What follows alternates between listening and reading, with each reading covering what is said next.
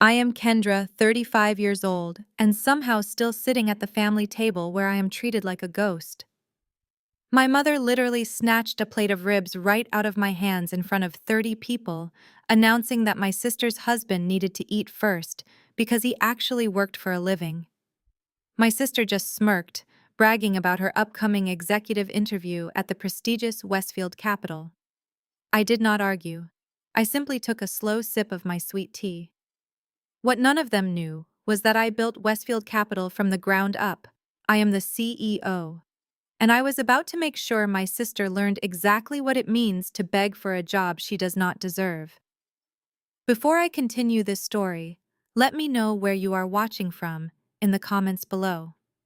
Hit like and subscribe if you have ever had to stay perfectly silent while a toxic family underestimated your entire existence. Growing up in our historic Brooklyn brownstone, a property my parents constantly boasted about to their church friends, I learned very early that love was highly conditional. That conditioning was on full display at our annual Labor Day cookout. The afternoon sun was beating down on the backyard. The smell of hickory smoke and barbecue sauce filled the humid air, mixing with the sounds of classic R&B playing from the outdoor speakers. Relatives and neighbors were mingling, holding red plastic cups and laughing in the summer heat. I had just walked up to the folding table, grabbed a paper plate, and carefully placed 2 pieces of ribs on it. I had been setting up chairs, carrying heavy ice coolers, and organizing the buffet all morning, while my younger sister Amanda sat under the patio umbrella checking her makeup and her phone camera. Just as I raised a plastic fork to take my first bite of food for the day, my mother Brenda marched over. She did not ask. She did not say, "Excuse me." She reached out and physically snatched the paper plate right out of my hands. The sudden violent movement nearly spilled dark barbecue sauce down the front of my white summer dress. I stood there, my hands entirely empty, staring at my own mother. She did not even look apologetic. Instead, she turned on her heel and shoved the plate directly into the hands of Connor, my 34-year-old white brother-in-law. "Let your sister's husband eat first." "Kendra?" My mother announced, her voice deliberately, loud enough to carry over the music and the chatter of our guests. "Connor actually works for a living. He needs his strength for his real career. You can wait your turn." Connor did not decline the plate. He did not offer to share or tell my mother she was being rude. He simply smirked, adjusting the collar of his expensive designer polo shirt, and took a massive bite of the meat. "Thanks, Brenda," he mumbled with his mouth full, looking at me with those patronizing blue eyes that I had come to deeply despise. "I have been putting in 60-hour weeks at the tech startup. It really drains you. I guess when you just do freelance stuff like Kendra, you do not build up much of an appetite." Before I could even process the absolute audacity of his statement, my father Calvin chimed in from his spot by the grill. He flipped a burger aggressively, pointing the greasy metal spatula directly in my direction. "Connor is right, Kendra," my father said, shaking his head in profound disappointment. "You are 35 years old. It is embarrassing. You dropped out of law school 10 years ago, and you are still hustling with some little freelance consulting hobby. You are a financial drain on this family's legacy. Look at Connor. Look at Amanda. They understand what it takes to build wealth. They are moving up in the corporate world. You are just taking up space." I looked around the yard. Several aunts, uncles, and cousins had stopped talking and were openly watching the spectacle, waiting to see if I would break down. This was the exact dynamic I had endured my entire life. Amanda was the golden child, the one who could do no wrong, the one who married the supposedly brilliant tech executive. I was the scapegoat, the failure, the disappointment who walked away from a traditional law degree to forge my own path. They saw my quiet nature, my modest car, and my lack of flashy designer clothes as absolute proof of my poverty. They had no idea that my little freelance hobby had evolved into one of the most ruthless and wildly successful venture capital and corporate restructuring firms on the East Coast. I felt the familiar sting of humiliation prick at the back of my neck, but I did not let it reach my face. 10 years ago, I would have cried. I would have argued. I would have tried to explain my business model and my massive investment portfolios just to beg for a tiny scrap of their respect. But not today. Today, the ice in my veins was absolute. Amanda leaned forward in her padded patio chair, swirling a mimosa in her glass. She flashed her perfect expensive veneers at the gathered crowd. Let us not ruin the party by talking about Kendra's lack of ambition. Amanda purred, dripping with fake, sickening sympathy. We have actual good news to celebrate today. I just got the call yesterday.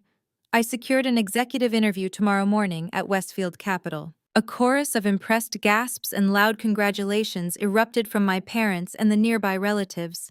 My mother clapped her hands together, practically weeping with joy, as she rushed over to hug her favorite daughter. Did you hear that, Kendra? My mother demanded, pointing a sharp acrylic fingernail at me over Amanda's shoulder.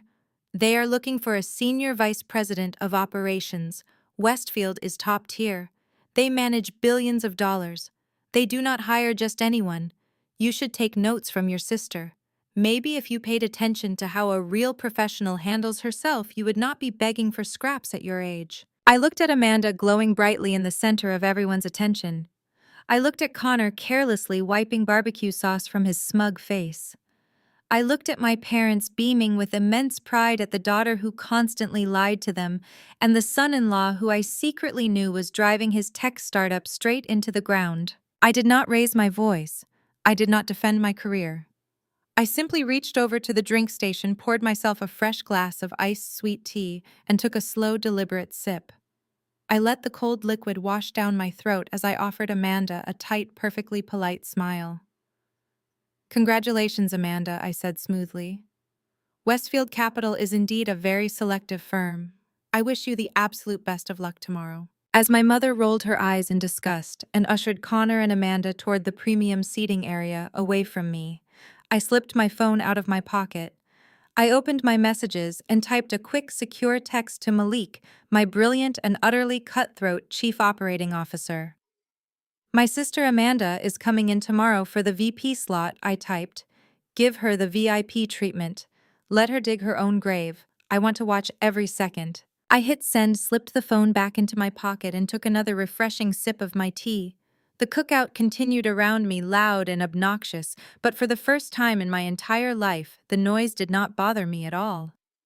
The countdown to their ruin had officially begun. Monday morning arrived with the crisp, quiet elegance that I had meticulously cultivated at Westfield Capital. My penthouse office, sitting 40 stories above the bustling city streets, was a sanctuary of floor-to-ceiling glass, polished mahogany, and absolute silence. It was a stark contrast to the loud, chaotic backyard, where my family had spent the weekend tearing me down. I stood by the window holding a freshly brewed espresso, looking out over the skyline I had conquered. Behind me, the large flat-screen monitor on my wall was divided into multiple security camera feeds, showing the lobby, the elevators, and the main conference room. Right on schedule, the lobby feed showed my sister pushing through the revolving glass doors. Amanda looked like she had stepped off the cover of a corporate fashion magazine, wearing a sharp, tailored suit that I knew she could not actually afford.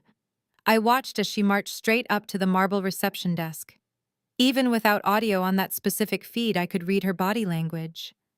She was tapping her designer fingernails, impatiently glaring at the receptionist, a brilliant young woman named Sarah, who was currently managing 3 phone lines. Amanda visibly scoffed, leaned over the desk, and pointed toward the executive lounge, clearly demanding a coffee. Sarah maintained her professional composure, nodding politely and pointing her toward the waiting area. My office door opened and Malik walked in. At 36, Malik was sharp, relentless, and fiercely loyal. We had built this firm together from the ground up, navigating boardrooms that rarely welcomed people who looked like us. He was dressed in a pristine charcoal suit, holding a sleek tablet. Your sister is quite the character, Malik said, standing beside me to watch the monitor. She just told Sarah that the lobby temperature is completely unacceptable for a candidate of her caliber. She also demanded sparkling water, with lemons, specifically not tap. I took a slow sip of my espresso. Give her the sparkling water, I said softly. I want her completely comfortable before we pull the rug out.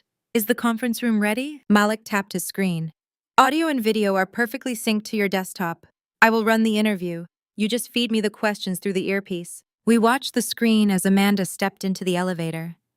A junior analyst, a young man who had just graduated from an Ivy League program and worked 80-hour weeks for me, stepped in behind her. I watched Amanda look him up and down, her face twisting into a sneer of absolute disgust, as she clearly made a derogatory comment about his off-the-rack suit. The young man just looked away, humiliated. My grip on the ceramic espresso cup tightened. It was one thing for my family to disrespect me. It was an entirely different offense to disrespect my people in my building. Let us get this over with, I told Malik. Tear her resume apart. Malik nodded and headed out. I sat down at my massive desk, put in my wireless earpiece, and unmuted the audio feed from the glass conference room. A few minutes later, Malik walked into the room. Amanda immediately stood up, flashing that same brilliant fake smile she had used at the cookout. She shook his hand enthusiastically, completely unaware that the man standing in front of her was my right hand. Thank you for having me, Amanda practically purred. I have been following Westfield Capital for years. I am a huge admirer of the aggressive acquisition strategies your CEO has been implementing.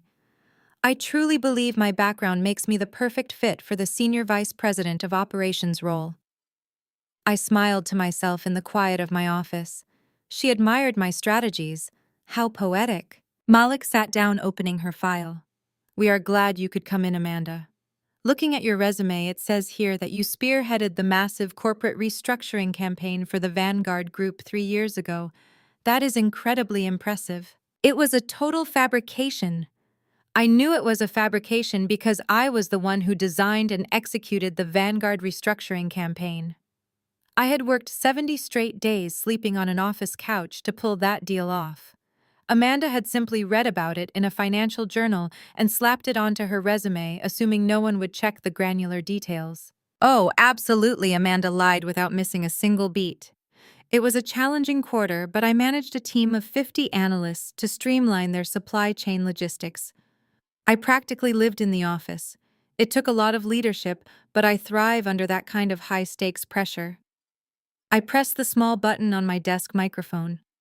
Ask her about the secondary tax loopholes in the Vanguard acquisition, I whispered into Malik's earpiece.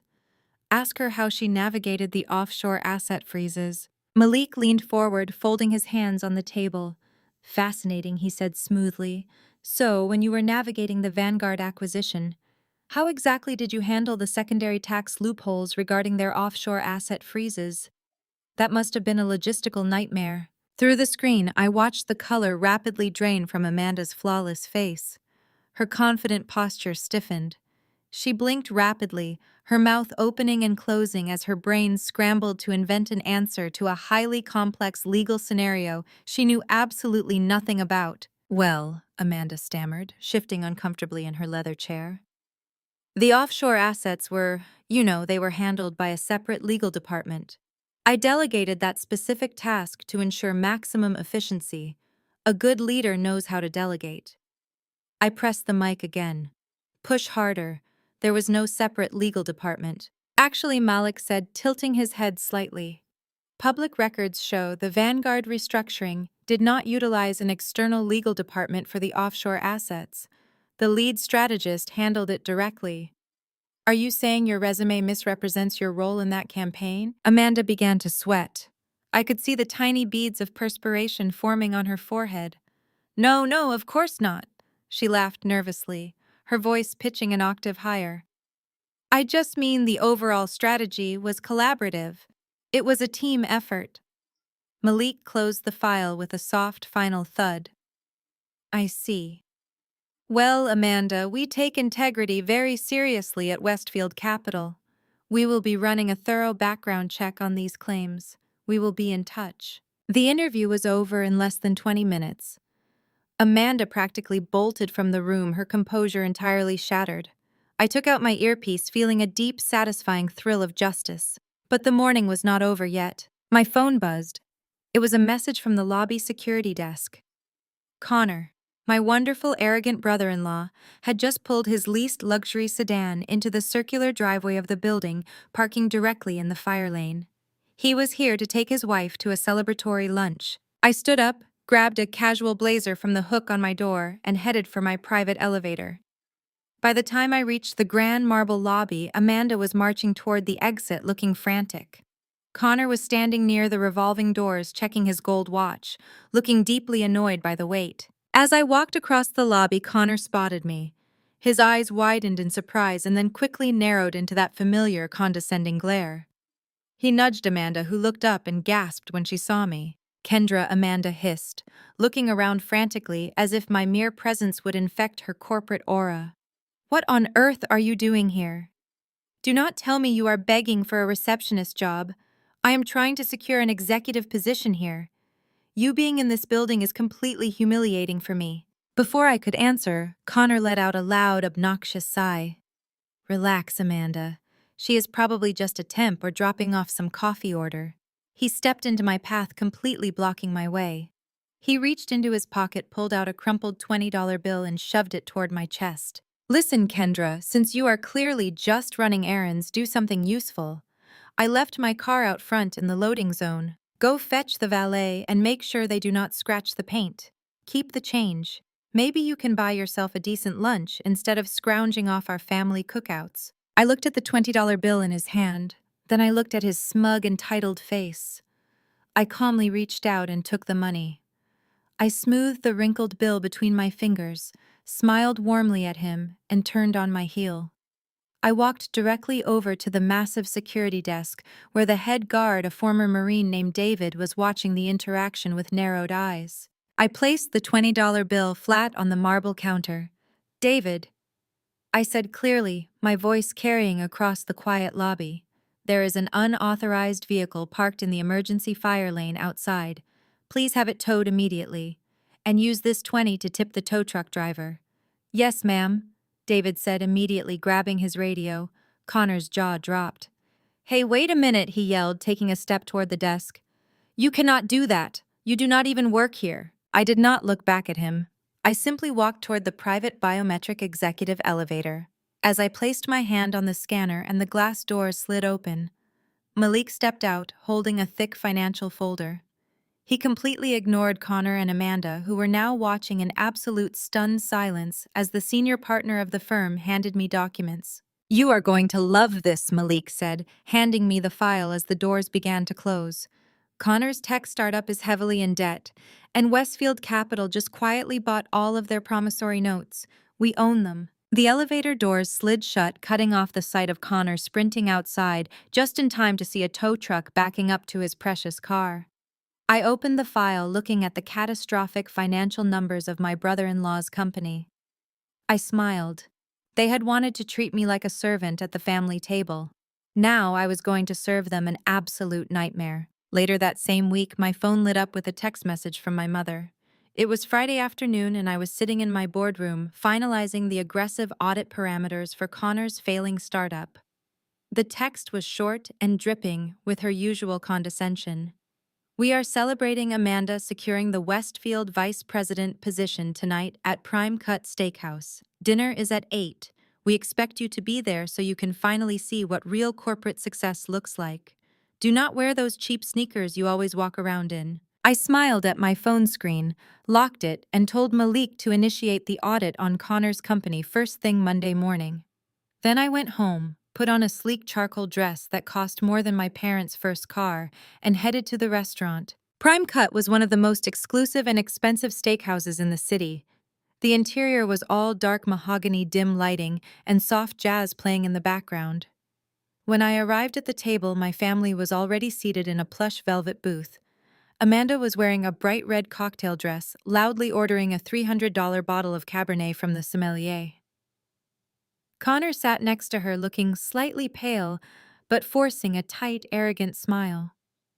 My parents were glowing, hanging on to every word Amanda said as if she were a visiting dignitary. I slid into the empty seat across from my sister. She barely acknowledged me, immediately launching into a completely fabricated story about her interview at my firm. It was incredible, Amanda boasted, taking a delicate sip of her wine. The senior partner who interviewed me was practically begging me to sign right then and there. They were so thoroughly impressed with my restructuring work at Vanguard. He told me the CEO has been searching for someone with my exact leadership caliber for months. They are just finalizing the paperwork, but the six-figure offer is absolutely guaranteed. My mother clapped her hands together in delight. I knew it, she beamed. I always knew you were destined for greatness, Amanda. You have that natural drive. My father raised his heavy crystal glass. Let us make a toast, Calvin announced, his voice booming over the quiet chatter of the restaurant. To Amanda, who is elevating our family name to new heights. And to Connor, whose tech startup is the foundation of their beautiful, wealthy life together.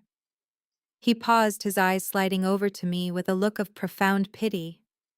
And let us hope that seeing this kind of achievement finally inspires Kendra to stop playing around with her little freelance gigs and get a real job. Maybe Amanda can put in a good word for you in the mailroom. They all laughed, a sharp, cruel sound that used to make me want to shrink into the floor and disappear. Tonight, however, it sounded like pure comedy. I raised my glass of sparkling water and gently clinked it against my father's wine glass. I completely agree, I said softly. I think tonight is going to be a massive turning point for everyone at this table. Amanda ordered half the menu. She ordered the imported Wagyu beef, the truffle mashed potatoes, the lobster mac and cheese, and 2 more bottles of the expensive Cabernet. She made a point of telling the waiter that her husband, the successful tech executive, would be taking care of the bill, so they did not need to spare any expense. Connor shifted uncomfortably in his seat every time she ordered another $100 item, but his pride kept him completely silent. By the time the dessert plates were cleared, the table was littered with empty glasses and crumbs. The waiter, a tall man in a crisp white apron, approached the table and placed a black leather checkbook right in front of Connor. I could see the printed receipt sticking out. The total was over $1,200. Connor pulled his chest up, trying to look like the wealthy mogul he pretended to be. He confidently pulled a heavy corporate credit card from his designer wallet and placed it on the tray. Keep the change, he told the waiter with a dismissive wave of his hand. The waiter took the book and walked away. The family resumed talking about the luxurious vacation they were going to plan with Amanda's massive new signing bonus. I just sat there waiting. 5 minutes later, the waiter returned. His professional demeanor was strained. He leaned down and whispered discreetly to Connor. I am so sorry, sir, but this card has been declined. Connor's face flushed deep red. My father stopped talking. Amanda looked at the waiter as if he had just insulted her. That is impossible. Connor snapped, his voice slightly panicked. Run it again. There must be a fraud alert. I travel a lot for business. The waiter politely nodded and walked away. 2 minutes later, he returned. Declined again, sir. Do you have another form of payment? Connor was sweating now. He pulled out a personal credit card and shoved it onto the tray. Try this one. It is a bank error. My accounts are perfectly fine. We sat in agonizing silence. Amanda glared at me as if my mere presence at the table was somehow causing her husband's bank accounts to drain. When the waiter returned for the third time, he did not even try to whisper. He placed the black leather book back on the table. I apologize, sir, but all 3 cards are coming back as insufficient funds. We need to settle this bill immediately. My mother gasped, clutching her pearl necklace. Connor, what is going on? She demanded. Connor was completely panicked, staring at his useless plastic cards. I do not know, he stammered. The startup accounts must be frozen. We were expecting a bridge loan this week. It is just a temporary cash flow issue. Amanda's face contorted in humiliation. Diners at the tables next to us were beginning to stare. Desperate to save face, she violently shoved the black leather checkbook across the table until it hit my plate. You pay for it, Kendra. Amanda hissed, her eyes wide with frantic anger. You have been sitting here eating our food and living in Dad's shadow your whole life. The least you can do is cover a dinner while my husband handles a minor bank error. Empty out whatever little savings account you have. Do something useful for once. My father nodded in agreement. Pay the man, Kendra. Do not embarrass us in front of these people. I looked down at the bill. Then I looked at my sister, whose perfect facade was cracking under the weight of her husband's secret financial ruin. I slowly reached into my clutch and pulled out my wallet. I did not pull out a standard debit card. I pulled out a heavy, solid metal Centurion Black American Express card. the ultimate symbol of limitless, unbridled wealth. I casually dropped the heavy metal card onto the leather checkbook. It landed with a loud, distinct clink that echoed over the table. "Put the entire bill on this," I told the waiter smoothly. "And add a $500 tip for your trouble." The waiter looked at the legendary black card, his eyes widening in shock, and quickly hurried away. My mother stared in the empty space where the card had been, her mouth hanging open. "What was that?" Brenda demanded, her voice shrill. "Did you take out a predatory loan just to get a fancy piece of metal? You are going to ruin your credit just to show off. You are so financially irresponsible, Kendra." Before I could answer her ridiculous accusation, Connor's cell phone began ringing frantically. The screen lit up with his business partner's name. Connor snatched the phone off the table and answered it, desperate for a distraction from his humiliation. "Yeah, what is it?" Connor barked into the phone. I watched his face closely. In a matter of seconds, the red flush of embarrassment completely vanished from his cheeks, replaced by a sickly ghost-white pallor. His jaw dropped. His hand began to shake so violently that he nearly dropped the phone into his water glass. "What do you mean they bought our debt?" Connor whispered into the phone, his voice cracking with sheer terror. "What audit? Who is calling for an audit? We do not have the liquid cash for that. If they freeze our operations, we are completely bankrupt. Who is the primary investor pulling the strings?" He listened for another moment, his eyes darting wildly around the room as his entire fake empire crumbled into dust in real time. He did not know that the primary investor executing the hostile takeover of his company was sitting directly across from him, quietly sipping her sparkling water. I smiled. The dinner was absolutely delicious. Monday morning arrived with a brutal and deeply satisfying clarity. The absolute panic I had witnessed on Connor's face at the steakhouse dinner was just the appetizer. Today was the main course. I stood in my sleek penthouse office at Westfield Capital sipping a double espresso. 40 stories below me, the city was waking up to a brand new work week. But my focus was entirely on the high-definition security monitors and the live video feeds lining my wall. Malik, my chief operating officer, was already sitting in our main glass conference room.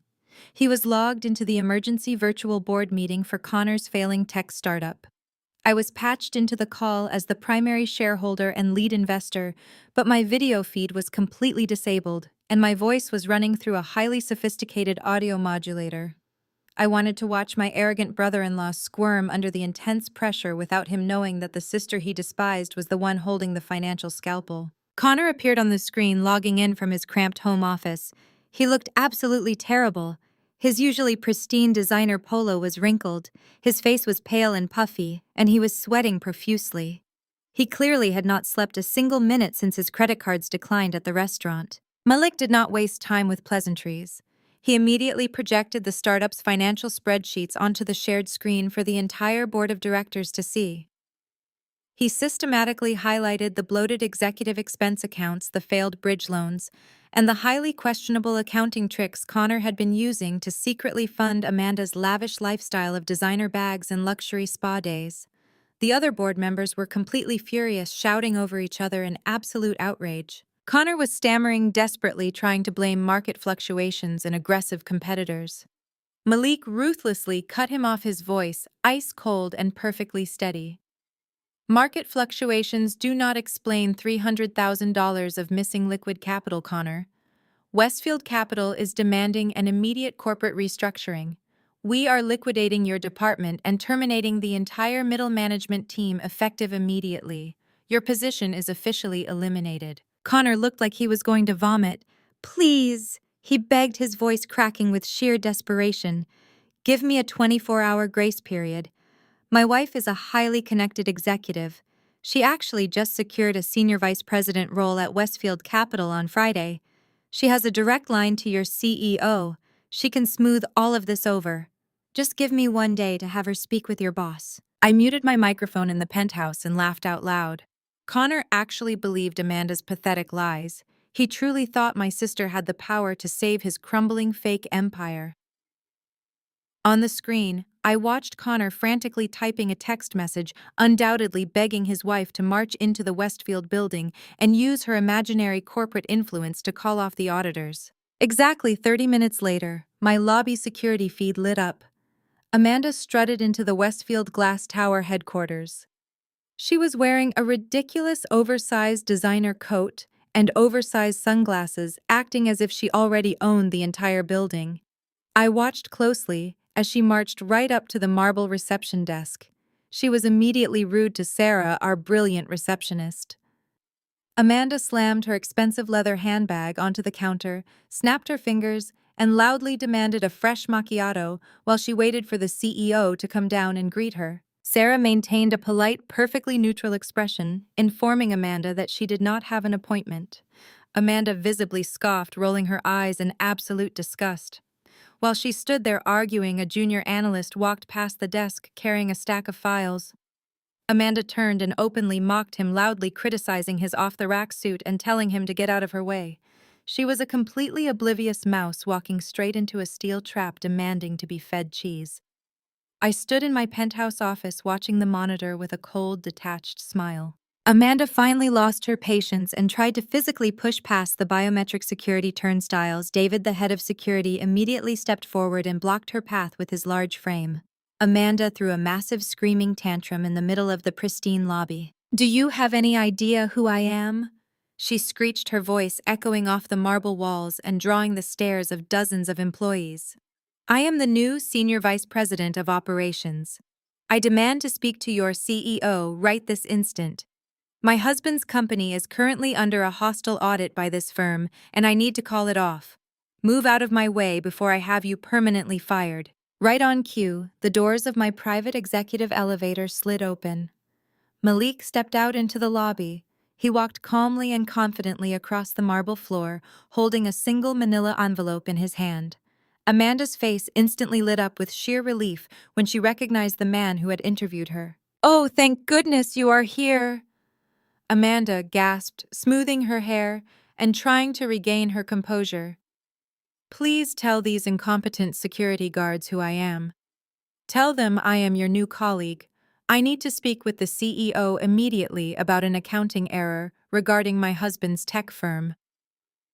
Malik did not smile. He did not offer his hand. He simply stopped in front of her and handed her the manila envelope. "Ma'am, you do not work here," Malik said, his voice deep and carrying clearly across the suddenly quiet lobby. "This envelope contains your formal rejection letter. You completely failed our mandatory background check due to falsified credentials and a fabricated employment history." Amanda's jaw dropped. The color rapidly drained from her face as she stared at the envelope as if it were a venomous snake. "What are you talking about?" she whispered frantically. "That is impossible. I am highly qualified. I demand to see the CEO. I will not leave this building until I speak to the person in charge." Malik tilted his head slightly, looking at her with absolute pity. Furthermore, he continued smoothly, "Our CEO is currently unavailable to entertain you. She is far too busy liquidating your husband's frozen assets and dismantling his department." Amanda began to tremble. Her perfect facade was completely shattering in real time in front of dozens of my silent employees. "Who is your CEO?" Amanda demanded, her voice cracking with terror and confusion. "Who is doing this to us?" Malik offered a polite, devastatingly cold smile. "You will find out at the City Commerce Gala this weekend. She is the keynote speaker. Have a pleasant day, ma'am." Malik turned his back on her and walked away. David and another security guard gently but firmly escorted a weeping, completely disgraced Amanda out the revolving glass doors and onto the busy city sidewalk. I finished the last drop of my espresso and turned away from the security monitors. The first phase of the demolition was entirely complete. Connor was officially unemployed and drowning in corporate debt. Amanda was publicly humiliated and blacklisted from the financial sector. They had absolutely no money and no remaining leverage. But they still had their false pride, and I was going to take that away from them in front of the entire city's elite. The glass conference room at Westfield Capital was designed to be intimidating. It sat in the exact center of the 40th floor, surrounded by transparent walls that offered no privacy from the relentless machinery of the firm. I sat in my penthouse office just down the hall, adjusting the wireless earpiece in my right ear. On my massive desktop monitor, I had a perfect high-definition view of the room. The audio feed was crystal clear. Amanda walked into the conference room with the kind of unearned confidence that only the truly delusional possess. She was wearing a tailored navy suit that screamed new money, her posture rigid and arrogant. She sat down at the long mahogany table and immediately began organizing her portfolio, placing a gold-plated pen next to her leather-bound notebook. She looked around the room, clearly imagining her name on the door, completely oblivious to the fact that she was walking into a slaughterhouse. Malik walked in precisely 2 minutes later. He did not rush. He moved with the calm, predatory grace that made him the most feared chief operating officer in the financial district. He carried a single thin manila folder. He sat down across from my sister, placed the folder on the table, and folded his hands. He did not smile. "Good morning," Amanda Malik said, his voice smooth and utterly professional. "I am the Chief Operating Officer of Westfield Capital. We have reviewed your initial application, and the CEO requested that I conduct this interview personally." Amanda beamed, flashing her perfect veneers. "Thank you so much for taking the time," she said, her voice dripping with artificial sweetness. "I have been following Westfield Capital for years. The aggressive acquisition strategies your CEO has been implementing are truly inspiring.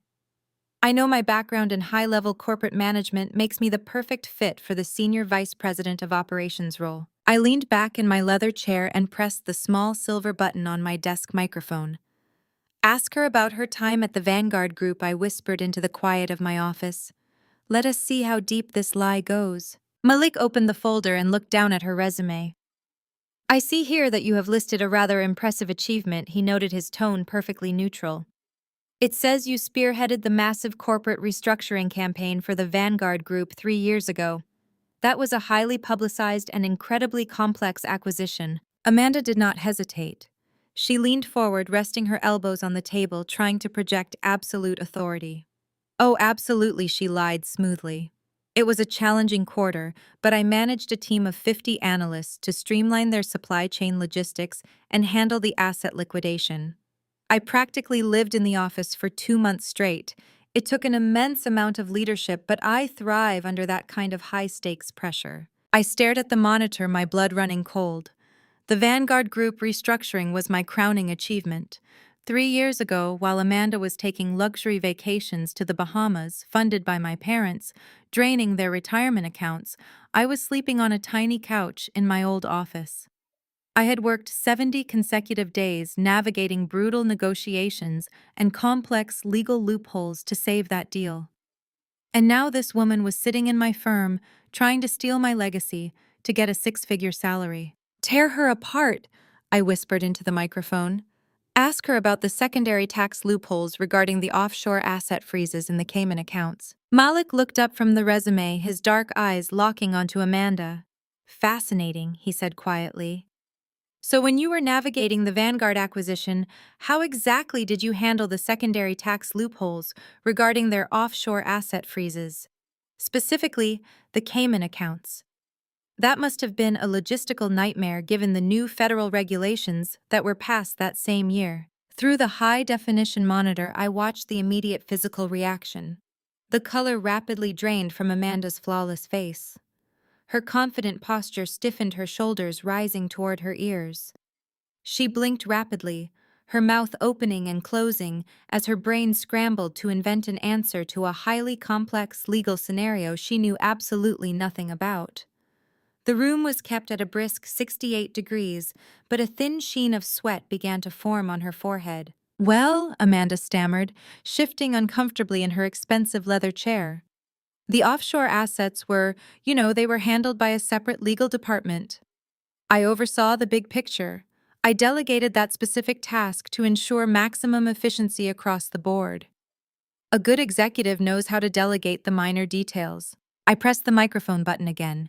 "Push harder. Point out that Vanguard did not use external counsel for that acquisition. And ask her about the union negotiations in the Rust Belt manufacturing plants." "Actually," Malik said, tilting his head slightly like a predator examining a wounded animal, "public corporate records show that the Vanguard restructuring did not utilize a separate or external legal department for the offshore assets. The lead strategist handled the Cayman accounts directly to avoid information leaks. Are you saying your resume misrepresents your specific role in that campaign? Amanda's hands began to tremble. She quickly pulled them off the table and hid them in her lap. No, of course not. She laughed nervously, her voice pitching an octave higher than normal. I just mean the overall strategy was highly collaborative. It was a massive team effort, and memories can get a bit blurry with deals that large. I see, Malik replied, making a slow, deliberate mark on the paper with his pen. Let us move on to something more grounded then. During that same restructuring, how did you manage the union negotiations for the Rust Belt manufacturing plants? The Steelworkers Union was notoriously aggressive that quarter. How did you convince them to accept the pension cuts? Amanda swallowed hard. I could see the panic in her eyes now. She was completely out of her depth, drowning in a sea of corporate realities she had only ever read about in magazines. She tried to fall back on generic corporate buzzwords. The union negotiations were tough, Amanda said, her voice shaking slightly. But I believe in open communication. I held several town hall meetings with the union leaders. We synergized our goals and found a compromise that protected the workers while maintaining our bottom line. It was all about creating a positive company culture. I actually laughed out loud in my office. I pressed the mic. Vanguard's manufacturing subsidiary was non-union, I told Malik. They did not have a steelworkers union. Destroy her. Malik slowly closed the manila folder. It made a soft, definitive thud against the mahogany table. That is a truly remarkable story, Amanda Malik said, his voice dropping to a terrifyingly quiet register. It is especially remarkable considering Vanguard's manufacturing subsidiary was entirely non-union. There were no union leaders. There were no town halls. And there were certainly no pension cuts for steelworkers because they did not employ any. Amanda froze. She looked as if she had just been slapped across the face. The silence in the glass conference room was absolutely deafening. She stared at Malik, her jaw slightly open, completely unable to form a single word of defense. The illusion of the golden child, the brilliant corporate executive, had been entirely shattered in less than 10 minutes. We take integrity very seriously at Westfield Capital, Malik continued, his tone devoid of any warmth or sympathy. We do not tolerate fabricated employment histories, and we certainly do not hire individuals who attempt to steal credit for the grueling work of others. We will be running a comprehensive forensic background check on every single claim you have made here today. Amanda stood up so fast that her chair slammed into the glass wall behind her. She did not bother gathering her gold-plated pen or her leather notebook. She just grabbed her handbag, her hands shaking violently. Thank you for your time, she whispered, her voice completely broken. She practically sprinted out of the conference room, desperate to escape the humiliating reality of her own incompetence. I took the wireless earpiece out of my ear and set it gently on my desk.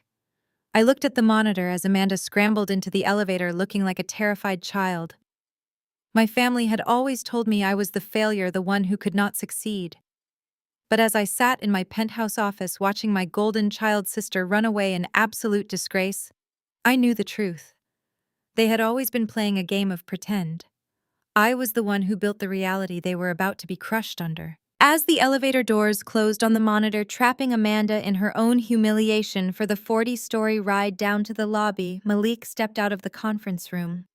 He walked down the quiet carpeted hallway and entered my office. He tossed the thin manila folder containing Amanda's fabricated resume directly into the metal trash can next to my desk. She is exactly what you said she was, Malik stated, taking a seat in the leather chair opposite my desk. All flash, no substance, and deeply arrogant, she completely crumbled the second she faced someone who actually knew the Vanguard files. I have never seen a candidate break that fast under pressure. She has never had to face pressure, I replied, staring at the discarded folder in the trash. My parents spent their entire lives shielding her from the consequences of her own actions. They paid her debts, they covered up her mistakes, and they convinced her that she was a genius simply for existing. They built a fragile glass house around her, and today we just threw the first stone. I watched the silver elevator doors slide shut on the monitor, sealing my sister in her own private box of panic. I turned to Malik, who was still standing by my desk. Let us go downstairs, I said smoothly. I want to see the rest of this play out in person. I grabbed a casual, unlined beige blazer from the hook on my door and slipped it on. We walked out of my penthouse office and stepped into the private executive elevator. The ride down to the main lobby took exactly 30 seconds, but it gave me enough time to compose my features into a mask of absolute indifference. When the frosted glass doors of my elevator slid open, the expansive marble lobby of Westfield Capital was bustling with mid-morning activity.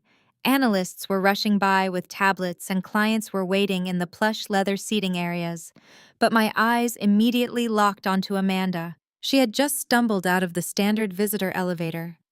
Her posture, which had been so rigid and arrogant just 20 minutes ago, was completely deflated. She looked frantic, clutching her designer handbag as if it were a life preserver.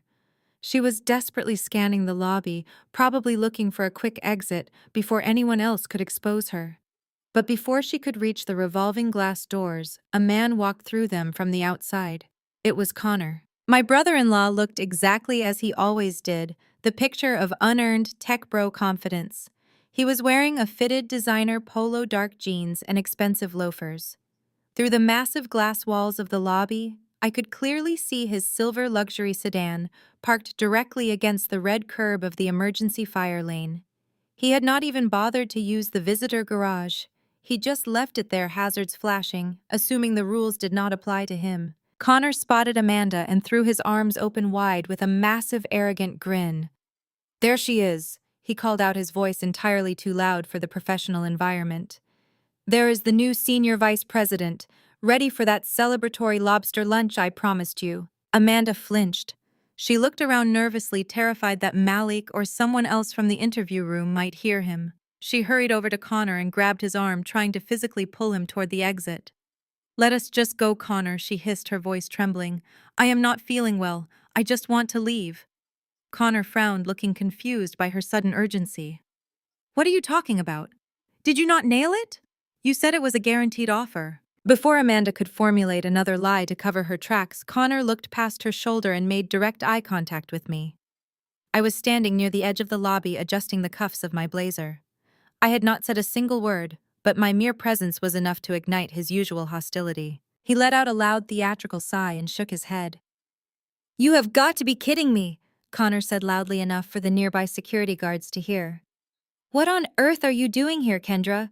Did Mom tell you Amanda was interviewing today, so you decided to follow us and beg for a handout?" Amanda spun around. When she saw me, her eyes widened in sheer horror. She was already humiliated from the interview, and now she assumed I was there to witness her rock bottom. "Are you temping here?" Amanda demanded, her voice thick with panic and venom. "If you are working the mailroom, I swear to God, Kendra, you better not tell anyone in this building that we are related. It would completely ruin my professional reputation." I stood perfectly still, letting their insults wash over me like warm water. It was almost fascinating to watch two people who were so financially and morally bankrupt try to assert dominance. Connor chuckled, completely misreading my silence for submission. He reached into his leather wallet, pulled out a crisp $20 bill, and held it up between his index and middle fingers. He took a few steps toward me, holding the money out like a carrot. "Listen, Kendra," Connor said, his tone dripping with patronizing pity. "Since you are obviously just running errands or fetching coffee for the real executives, do something useful for me. I left my car right out front in the loading zone. I do not have time to deal with the parking attendants. Keep an eye on it for me until we finish our lunch. Keep the 20. Maybe you can buy yourself a decent sandwich instead of eating all the ribs at the family cookout." He shoved the $20 bill directly toward my chest, expecting me to take it like an obedient servant. I looked at the $20 bill. Then I looked at Connor's smug, arrogant face. I slowly reached out and took the money from his hand. I smoothed the edges of the crisp bill, looked him dead in the eye, and gave him a chillingly polite smile. "Thank you, Connor," I said softly. "I will make sure your car is taken care of." Connor smirked, turning back to his wife. "See? She is finally learning her place. Let us go eat." As Connor wrapped his arm around a highly agitated Amanda and led her out the revolving doors, I turned on my heel. I walked straight over to the massive front desk where David, our head of security, was standing. David was a towering former Marine who ran my building with absolute precision. He had been watching the entire interaction, his jaw tight with silent anger on my behalf. I placed the $20 bill flat on the polished marble counter. "David," I said clearly. "The silver sedan parked illegally in the fire lane outside.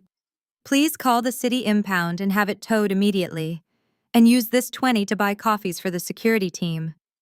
David broke into a wide, satisfied grin. "With pleasure, ma'am. Consider it gone." I turned back towards the elevators just as Malik walked up beside me. He had taken the standard elevator down to give me time to interact with them. He was holding a thick red financial ledger.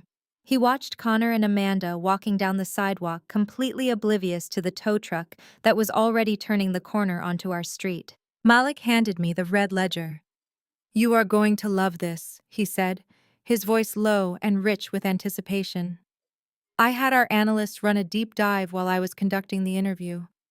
Connor's tech startup is not just struggling, they are heavily in debt and defaulting on their loans, and Westfield Capital just quietly bought all of their promissory notes this morning. I opened the file and looked at the catastrophic financial numbers printed on the first page.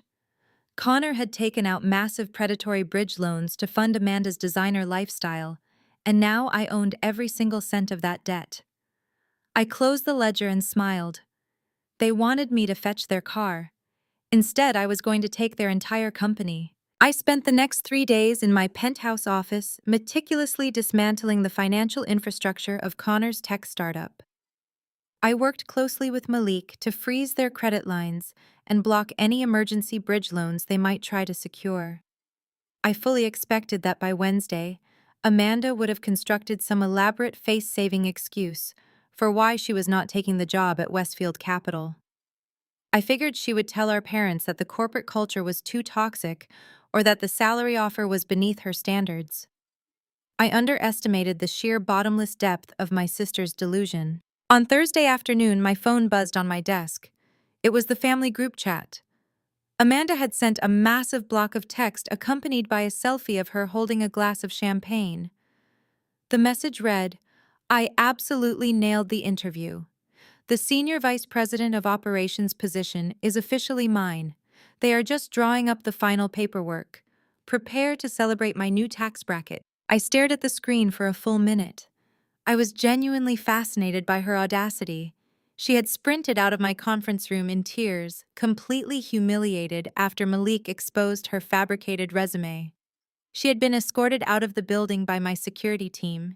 Yet here she was doubling down on the lie to maintain her status as the golden child.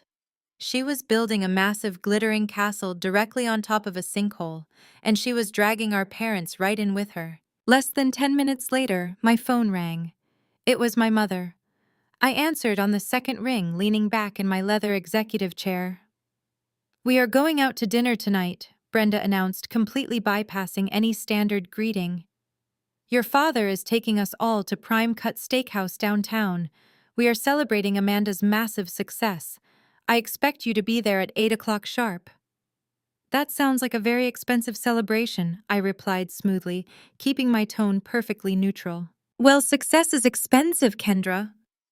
My mother snapped, her voice dripping with her usual condescension. "That is something you would not understand given your lifestyle. Honestly, I debated even inviting you.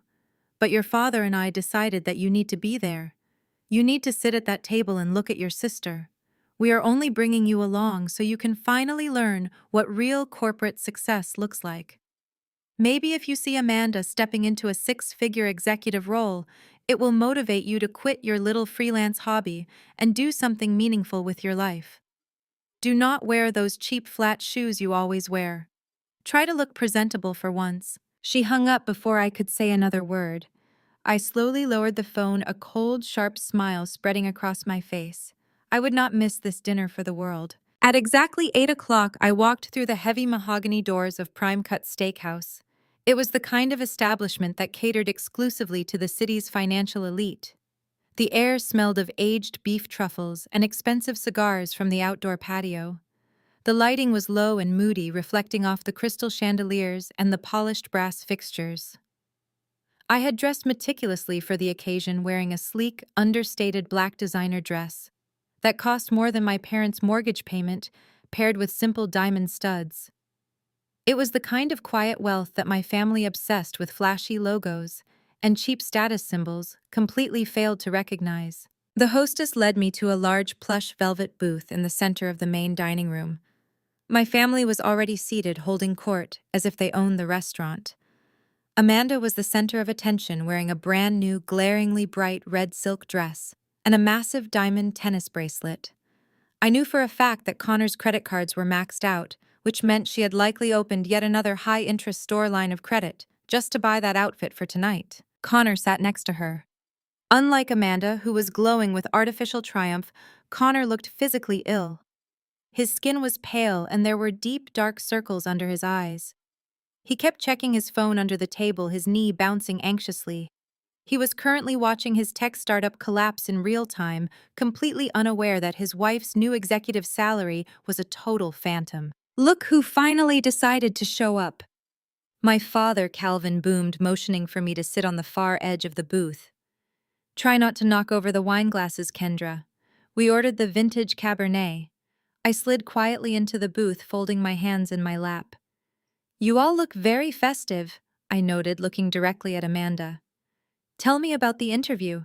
It sounds like it was quite the experience." Amanda practically vibrated with smug satisfaction. She leaned forward, resting her elbows on the white linen tablecloth. "It was incredible," she boasted loudly, ensuring the tables next to us could hear her. "The chief operating officer interviewed me personally. He was absolutely blown away by my credentials. We spent most of the time discussing my restructuring work at the Vanguard Group. He said my leadership strategies were exactly what the CEO has been searching for." I kept my face completely blank. "Did he really?" I asked softly. "Oh, absolutely." Amanda lied without a single ounce of hesitation. "He practically begged me to sign a contract right there in the room. They are expediting the background check, but he assured me it was just a formality. The CEO is notoriously difficult to please, but apparently she took one look at my file and approved me immediately." My mother clapped her hands together, tears of pride welling up in her eyes. "I always knew you were destined for the top, Amanda. You have the drive and the brilliance that this family needs." The waiter arrived and Calvin waved him down aggressively. "We are celebrating a massive corporate promotion," Calvin announced to the waiter. "Bring us your largest seafood tower, 3 prime ribeyes, the imported Wagyu for my daughter Amanda, and keep this vintage Cabernet flowing. Do not worry about the prices."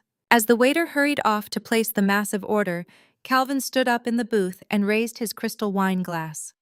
He looked around the table, his chest puffed out with arrogant pride before his eyes settled heavily on me. "A toast," Calvin said, his voice carrying over the low hum of the restaurant. "To Amanda, the true pride of this family. You have proven that with hard work and real intelligence, you can conquer the corporate world. You are elevating our name. And let this be a lesson to certain other people at this table." He looked directly into my eyes, a sneer forming on his lips. "This is what happens when you do not drop out of school. This is what a real career looks like. Let us hope some of your sister's ambition finally rubs off on you, Kendra. It is exhausting watching you constantly struggle." "Hear, hear," Connor muttered, taking a massive gulp of his wine, clearly desperate to numb his own mounting panic. My mother leaned across the table, pointing her acrylic nail at me. "Take notes, Kendra. This is why we brought you here. Watch how a successful woman carries herself." I picked up my glass of sparkling water.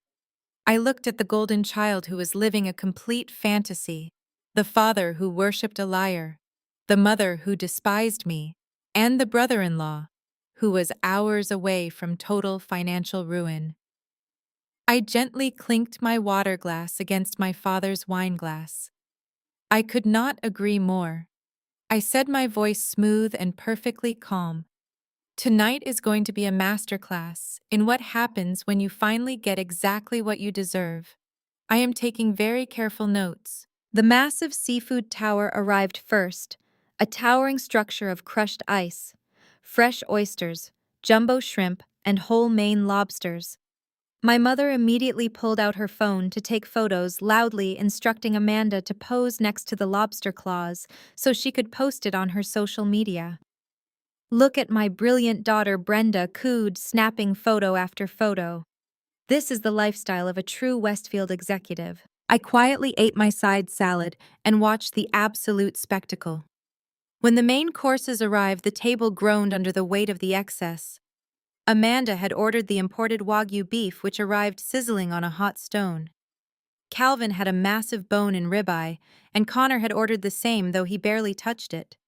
While my parents and my sister devoured their incredibly expensive meals and drank glass after glass of the vintage Cabernet, Connor sat rigid in his velvet seat. He kept his phone hidden beneath the white linen tablecloth, his thumb frantically scrolling and tapping. Every few minutes his screen would light up with a new notification, casting a pale, sickly glow on his face. I knew exactly what those notifications were. Malik and my financial team were currently executing the hostile takeover of his tech startup. They were freezing his corporate accounts, blocking his vendor payments, and locking him out of the company servers in real time. Connor was watching his fake empire burn to the ground from under the table, but his massive ego prevented him from saying a single word to his wife or his in-laws. As the plates were finally cleared away, Calvin leaned back, patting his stomach with a satisfied sigh. "Best steak in the city," he declared loudly. "Nothing tastes better than success. Do not worry about the tip, Connor. I know you and Amanda are celebrating, but let your old man handle the gratuity tonight." Connor forced a weak, utterly unconvincing smile. "Thanks, Calvin," he muttered, his voice tight. "But I have got the whole bill. It is a business expense anyway. Client networking and all that." The waiter, a tall, impeccably dressed man who had been serving our table all night, approached and placed the sleek black leather checkbook right in front of Connor. I could clearly see the total printed at the bottom of the receipt. It was slightly over $1,200. Connor puffed out his chest, desperate to play the role of the wealthy tech mogul in front of his new executive wife. He casually reached into his designer leather wallet and pulled out a heavy corporate credit card. He dropped it onto the small silver tray with a loud metallic clink. "Keep the change," Connor told the waiter with a dismissive wave of his hand. "Just run it and bring back the receipt." The waiter offered a polite nod, picked up the tray and walked away toward the register. The family immediately resumed their loud, obnoxious conversation about the luxury vacation they were going to plan in the Hamptons with Amanda's massive signing bonus. I sat completely still, taking a slow sip of my sparkling water. The countdown had reached 0. 5 minutes later, the waiter returned. His professional demeanor was strained, his smile replaced by a tight, uncomfortable line. He leaned down and whispered discreetly to Connor. "I am so sorry, sir," the waiter murmured, "but this card has been declined." The conversation at the table abruptly stopped. My father froze with his wineglass halfway to his mouth. My mother gasped softly. Amanda looked at the waiter as if he had just insulted her entire bloodline. "That is completely impossible!" Connor snapped, his voice pitching higher in sudden panic. "Run it again. There must be a fraud alert. I travel a lot for business, and sometimes the bank freezes the account for security reasons." The waiter politely nodded and walked away again. Connor wiped a thick bead of sweat from his forehead. "It is just a bank error," he assured the table, offering a strained laugh. "You know how these corporate accounts are. Too much security." Nobody laughed with him. 2 minutes later, the waiter returned holding the black leather booklet out again. "Declined again, sir. Do you have another form of payment we could try?" Connor was visibly shaking now. He ripped his wallet back open and yanked out a personal platinum credit card. "Try this one," he barked, shoving it onto the tray. "And hurry up. We have places to be." We sat in agonizing silence. Amanda glared at me across the table as if my mere presence was somehow causing her husband's bank accounts to drain.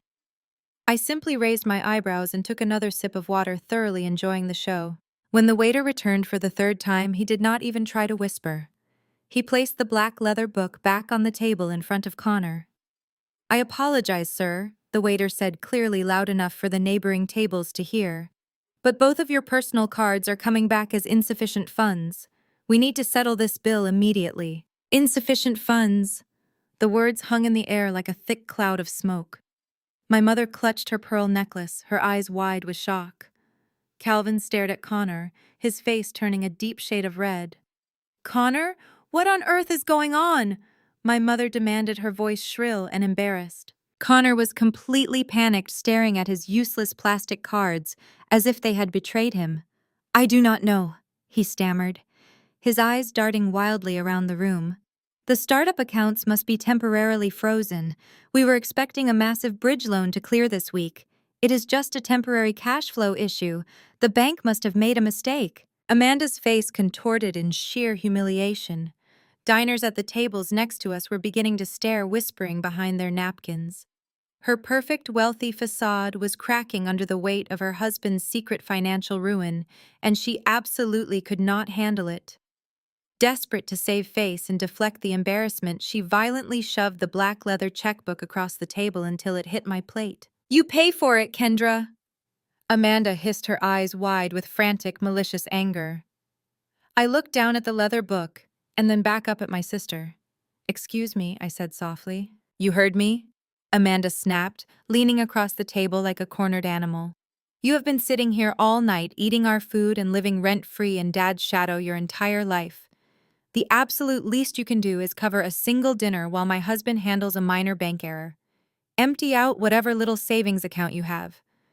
Put it on a payment plan if you have to. Just do something useful for this family for once." My father immediately nodded in aggressive agreement. "Pay the man!" "Kendra." Calvin growled, his voice thick with embarrassment.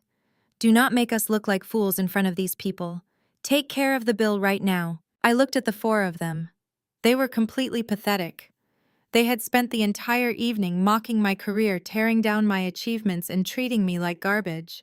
And now, the very second their fake wealth evaporated, they expected me to empty my pockets to save their pride. They wanted me to clean up their mess just like I always did when we were growing up. But I was not that little girl anymore. I did not break eye contact with Amanda as I slowly reached into my designer clutch. It was time to show them what real power looked like. My fingers closed around the cool, solid titanium of my Centurion Black American Express card. I pulled it from my clutch and let it drop onto the black leather checkbook. It did not make the light, flimsy plastic sound of a standard credit card. It hit the silver tray with a heavy, distinct thud that echoed over the sudden silence at our table. The waiter, who had been standing awkwardly waiting for someone to produce a working payment method, stared at the card.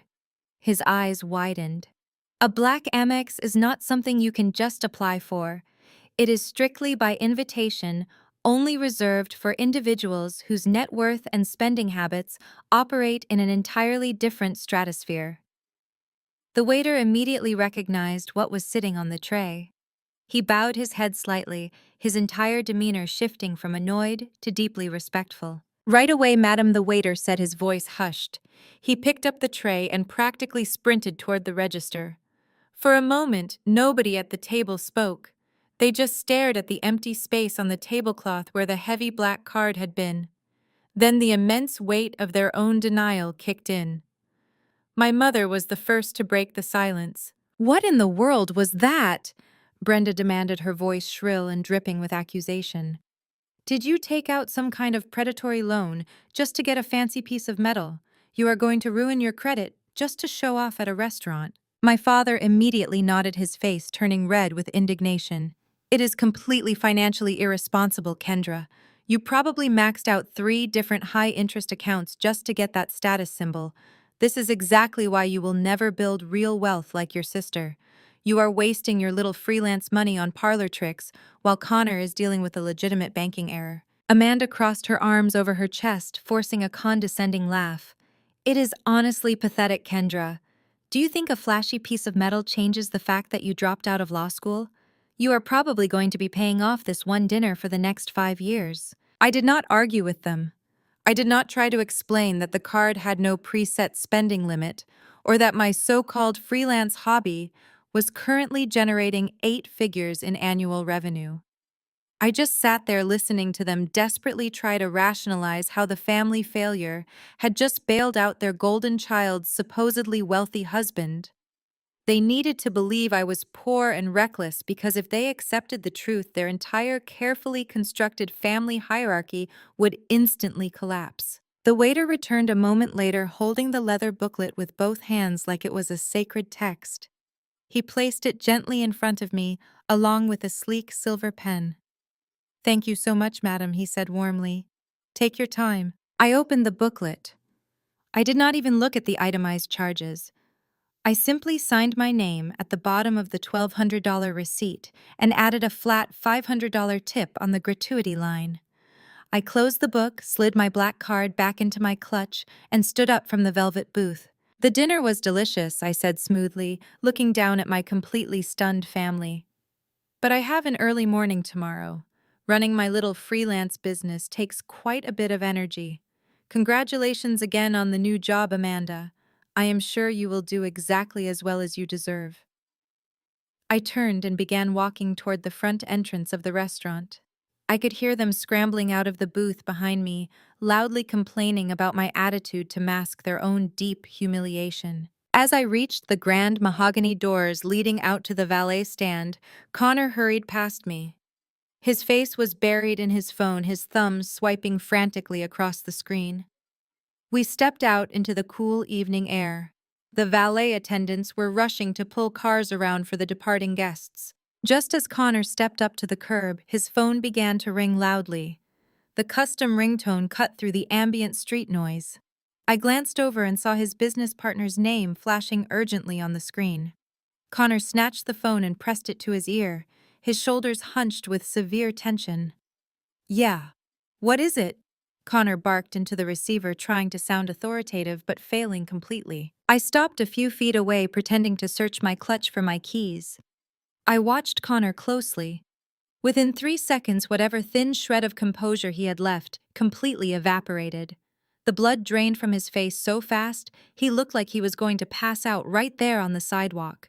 His mouth fell open and his hand began to shake violently. "What do you mean they are demanding an immediate audit?" Connor choked out, his voice cracking with pure terror. "Who ordered a hostile audit? We do not have the liquid cash to cover that kind of scrutiny right now." He listened for another agonizing moment, his eyes darting wildly around the street, as if looking for an escape route. His breathing became shallow and rapid. "They bought our debt." Connor whispered the words, sounding like ashes in his mouth. "How could the primary investor quietly buy up all our promissory notes without us knowing? If they freeze our operations tomorrow morning, we are completely bankrupt. We will lose everything.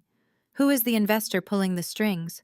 Who is doing this to us?" He stood there, listening to the frantic answer on the other end, but his partner clearly did not know my name. They only knew the name of my holding company. Connor lowered the phone slowly, his eyes wide and vacant. His tech startup, the foundation of his entire arrogant identity, was being systematically dismantled, and he had absolutely no power to stop it. Amanda and my parents walked out of the restaurant a moment later. Amanda immediately marched up to her husband, completely oblivious to his catastrophic meltdown. "Did you get the bank error sorted out?" Amanda asked impatiently, adjusting her bright red designer coat. "We need to stop by the boutique tomorrow.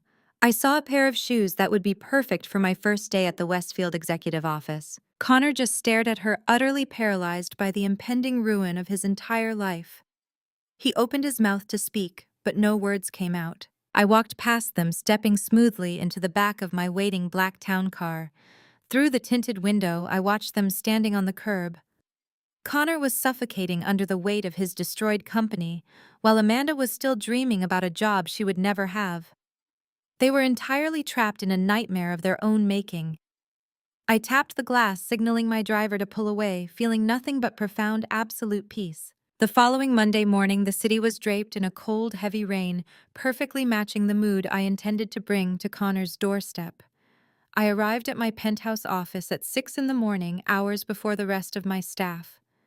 I did not sit at my usual executive desk. Instead, I walked into the secure, soundproofed communications room located at the back of my suite. This room was specifically designed for hostile corporate takeovers and international negotiations. It was equipped with state-of-the-art encrypted servers, high-definition monitors, and a highly sophisticated audio modulation system. Today was the day Sentinel Tech, the failing startup that funded my brother-in-law's arrogance, was going to be completely dismantled. By 8 o'clock sharp, my monitor flickered to life. The high-definition camera feed was transmitting directly from Malik's secure laptop. Malik and a team of 4 ruthless forensic accountants from Westfield Capital had just walked uninvited into the Sentinel Tech headquarters. Through the camera, I could see the glaring contrast between our firms. Sentinel Tech was a trendy open-concept playground filled with exposed brick walls, neon motivational signs, and ping-pong tables. It was the exact kind of bloated, aesthetic-driven environment that prioritized the illusion of success over actual revenue. Malik and my accountants, dressed in sharp, immaculate dark suits, looked like grim reapers walking into a children's arcade. They bypassed the panicked receptionist and marched straight into the main glass-enclosed boardroom. The emergency meeting had been called the night before, right after the humiliating steakhouse dinner. Sentinel's board of directors, a group of older, deeply anxious investors, were already seated around the table. And then Connor walked in. He looked absolutely catastrophic. The smug, wealthy tech bro facade he had worn for the past 5 years had completely evaporated over the weekend. His skin was sallow, his eyes were bloodshot with deep purple bags underneath, and his hands were visibly trembling as he pulled out his chair. He was wearing the exact same designer polo shirt he had worn to the steakhouse on Friday night. It was wrinkled and stained, proving he had not been home to sleep or change. He had spent the entire weekend trapped in a nightmare trying to figure out how his company had collapsed overnight. Malik did not wait for introductions. He did not ask for permission to speak. He simply stood at the head of the mahogany table, connected his laptop to the massive presentation screen on the wall, and took absolute command of the room. "Good morning," Malik said, his voice echoing with cold clinical authority. "As you are all aware, Westfield Capital has officially acquired 80% of Sentinel Tech's outstanding debt obligations. We now hold your primary promissory notes. We are not interested in a passive partnership. We are executing an immediate hostile audit of your operational finances. Furthermore, the CEO and primary shareholder of Westfield Capital is attending this meeting remotely to oversee the restructuring." The board members shifted nervously in their expensive leather chairs, casting terrified glances at the camera lens on Malik's laptop. Connor swallowed hard, wiping a thick layer of sweat from his pale forehead. Malik tapped a key, and the first spreadsheet appeared on the massive wall screen. It was a forensic breakdown of the marketing and acquisition department, the exact division Connor was supposedly leading as a senior vice president. The numbers were bathed in bright, glaring red. "Let us begin with gross corporate incompetence," Malik stated smoothly, using a laser pointer to highlight the massive deficits. Over the last 3 fiscal quarters, the marketing division, under Connor's direct leadership, has burned through $4.2 million in venture capital. In that exact same timeframe, client acquisition has dropped by 38%. There have been no successful product launches. There have been 0 successful ad campaigns. The division is not just bleeding money, it is actively suffocating the core business. One of the older board members slammed his hand on the table, glaring violently at Connor. "You told us those campaigns were in the final optimization phase," the board member shouted. "You told us we were weeks away from a massive return on investment. Optimization is a convenient buzzword for doing absolutely nothing," Malik interrupted smoothly. "But the incompetence is only the baseline. Let us look at the expense accounts." Malik tapped another key. The screen transitioned to a highly detailed, itemized list of Connor's corporate credit card charges over the past year. I watched through the monitor as Connor physically recoiled, sinking lower into his chair, as his entire fabricated lifestyle was projected onto the wall for the men who had blindly funded it. "Westfield Capital demands a full explanation for these charges," Malik said, his voice dropping to a dangerous register. "Over $200,000 categorized as client networking. Yet our forensic team traced these charges to 5-star luxury resorts in the Bahamas, high-end designer boutiques in Paris, and weekly dinners at the most expensive steakhouses in the city. There are no client names attached to these receipts. There are no business contracts resulting from these trips. This was not networking. This was a personal slush fund used to maintain a lavish lifestyle on the company dime." The boardroom erupted into absolute chaos. The investors were screaming, demanding answers, threatening immediate lawsuits. Connor was hyperventilating. His eyes darted wildly around the room as the walls closed in on him. It gets worse, Malik said, raising his voice just enough to cut through the shouting. He pulled up the final slide. This is where incompetence crosses the line into embezzlement. The room instantly fell dead silent. The word embezzlement hung in the air like a guillotine. 3 weeks ago, Malik continued, pointing to a highly encrypted bank transfer. A margin call was issued on a personal high-risk investment portfolio belonging to Connor. To cover his personal debt and avoid bankruptcy, Connor authorized the transfer of $85,000 from Sentinel's operational payroll account into a shell vendor account, which was then routed to his personal bank. He intended to pay it back before the end of the month using the bridge loan he assumed the board would approve. But that bridge loan was denied by Westfield Capital. The money is gone. Connor jumped out of his chair, knocking it backward onto the floor. His face was bright red, tears of sheer panic welling in his eyes. "That is a lie," Connor screamed, pointing a shaking finger at Malik. "You are twisting the numbers. I was reallocating funds to protect our vendor relationships. My team failed to optimize the accounting software. It was an administrative oversight, not theft. You cannot prove intent." I leaned forward in my soundproof room and pressed the glowing red button on my microphone. The audio modulation software instantly caught my voice, stripping away my natural tone and replacing it with a deep, robotic, gender-neutral resonance that boomed through the speakers in the Sentinel boardroom. "Your team did exactly what they were directed to do," I said. The phantom voice echoed off the glass walls, silencing everyone in the room. Connor froze, staring at the laptop camera in absolute terror. The board members held their breath, completely intimidated by the disembodied authority of the Westfield CEO. "They hid your incompetence because you threatened to fire them." I continued, my modulated voice slow and methodical. "You did not optimize anything. You stole operational capital to buy expensive dresses for your wife and luxury cars for yourself. You are a parasite draining the lifeblood of a company built by other people's money." The lead investor turned to Malik, his face pale and furious. "What are your demands?" the investor asked quickly, desperate to save whatever was left of his money. "Tell us what Westfield Capital wants to keep this company out of federal bankruptcy court." Malik closed his folder with a sharp, definitive snap. "Westfield Capital will restructure your debt and provide emergency operational funding on one strict condition. We demand the immediate liquidation of the entire marketing department. Every middle management position is hereby eliminated. And we demand the immediate termination of your senior vice president, effective right this second with zero severance package." Connor gasped, clutching his chest, as if he had been physically shot. His job was not just on the chopping block. The blade had already fallen. "No," Connor begged, dropping to his knees, his pride completely shattered in front of the entire board. "Please, you cannot do this. If I lose this salary, I lose my house. I will lose everything. Give me 24 hours.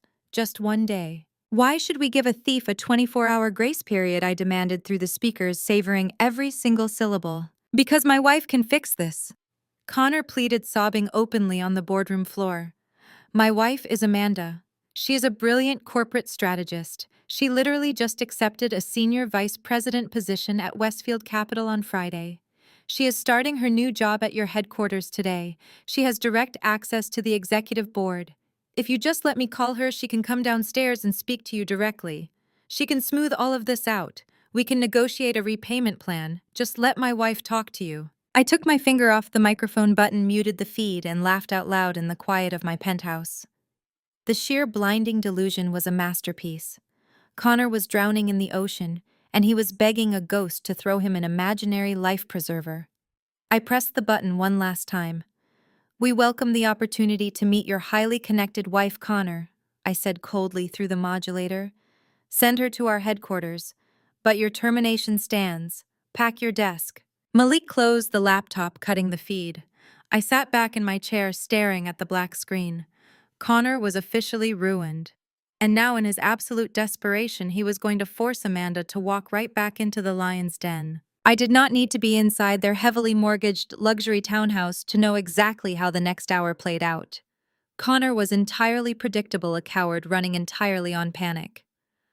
After Malik's security team firmly escorted him out of the Sentinel Tech building, Connor found himself standing on the sidewalk in the freezing rain. His leased luxury sedan had been impounded 3 days prior, thanks to my $20 tip to the lobby guard. Stripped of his keys, his corporate credit cards, and his dignity, my arrogant brother-in-law was forced to wait 20 minutes in the pouring rain for a budget rideshare to take him home. By the time Connor burst through the custom mahogany front doors of their suburban home, he looked like a drowning victim. His expensive polo shirt was plastered to his skin, dripping cold rainwater all over the pristine hardwood floors. He was gasping for air, his chest heaving as if he had sprinted the entire 10 miles from the financial district. Amanda was sitting in the massive open-concept living room, completely oblivious to the hurricane of ruin making landfall in her hallway. She was lounging on a white Italian leather sofa, wearing a silk robe and sipping a glass of imported sparkling water. Her laptop was resting on her knees. She had spent the entire morning aggressively online shopping, filling a digital cart with thousands of dollars worth of designer office decor for the executive suite she falsely believed she had secured at Westfield Capital. When Connor stumbled into the living room, Amanda did not drop everything to comfort her husband. Instead, she let out a sharp gasp of sheer annoyance, glaring at the puddle of water forming around his ruined leather loafers. "Connor? What on earth are you doing?" Amanda snapped, gesturing wildly at the floor. "You are dripping freezing water all over the custom rug. Take those shoes off immediately. Why are you home in the middle of the day? You're supposed to be finalizing that bridge loan for your startup." Connor did not take his shoes off. His knees simply gave out. He collapsed onto the expensive white rug, burying his face in his hands as a violent, pathetic sob ripped through his chest. "It is gone!" Connor choked out, his voice completely hollowed out by terror. "The bridge loan was denied. Everything is gone, Amanda." Amanda slowly closed her laptop, her intense annoyance shifting into a sharp, rigid confusion. "What do you mean it is gone?" she demanded, setting the computer on the glass coffee table. "Stop crying like a child and speak clearly. Did the bank freeze the accounts again? I told you to call the branch manager this morning." "It is not the bank," Connor yelled, looking up at her with wild, bloodshot eyes. "We were subjected to a hostile audit at 8 o'clock this morning. A massive private equity firm bought up every single one of our promissory notes over the weekend. They own all of our debt. They marched right into the boardroom, completely locked down our financial servers, and audited my entire department in front of the primary investors." Amanda felt a cold, sharp spike of anxiety pierce her chest, but she maintained her arrogant posture. "Well, that is just corporate restructuring," she said dismissively. "You are a senior vice president. Just negotiate a repayment schedule. Tell them about your upcoming marketing campaigns. You can charm these private equity people." "They fired me!" Connor screamed, his voice cracking in absolute despair. "They did not want to negotiate. They humiliated me in front of the board. They exposed the expense accounts. They found out about the money I transferred to cover my personal margin calls. They liquidated my entire division and terminated my contract effective immediately with zero severance. We have absolutely no income, Amanda. We cannot pay the mortgage on this house next week. We cannot pay the lease on your car. We are completely bankrupt." Amanda stared at her husband, the color draining from her perfectly manicured face. The glittering, wealthy illusion she had spent years building was violently shattering right in front of her. But the true horror did not hit her until Connor spoke his next sentence. "You have to save us," Connor begged, crawling forward on the rug and grabbing her hands. "You are the only one who has the power to fix this." Amanda tried to pull her hands away, a sickening feeling twisting in her stomach. "What are you talking about?" she whispered. "How am I supposed to fix a hostile corporate takeover?" "Because the firm that bought our debt is Westfield Capital," Connor cried, gripping her hands tighter. "Westfield Capital executed the audit. It is your new company, Amanda. You just told your parents on Friday that you secured the senior vice president role. You told the entire family that the executive board loved you. You said you had a direct line to the CEO. Amanda's heart completely stopped. The name of the firm echoed in her ears like a death knell. Westfield Capital, the exact same building where she had been ruthlessly interrogated, humiliated, and physically escorted out by security just 3 days prior. The firm where she had completely fabricated her resume. She had spent the entire weekend lying to her parents, lying to her friends, and lying to the husband currently weeping at her feet, claiming she was a triumphant executive. Connor did not notice her utter paralysis. He was entirely consumed by his own desperation. "I told the auditors about you," Connor continued frantically. "I told the Westfield chief operating officer that my wife was a newly appointed senior vice president at his own firm. I begged them to let me call you. They said they would be willing to speak with you. You need to call the CEO right now, Amanda. Call your boss. Demand that they reinstate my department. Tell them we are a power couple. You can make this go away." Amanda was completely trapped. She was standing on a trapdoor and Connor was handing her the rope. If she told him the truth, if she admitted that she was laughed out of the Westfield conference room and rejected for lying about her credentials, Connor would realize she was a total fraud. He would realize there was no six-figure signing bonus coming to save them. Her parents would find out she failed. The intense, blinding narcissism that had defined her entire life absolutely refused to allow that confession. Delusion is an incredibly powerful narcotic.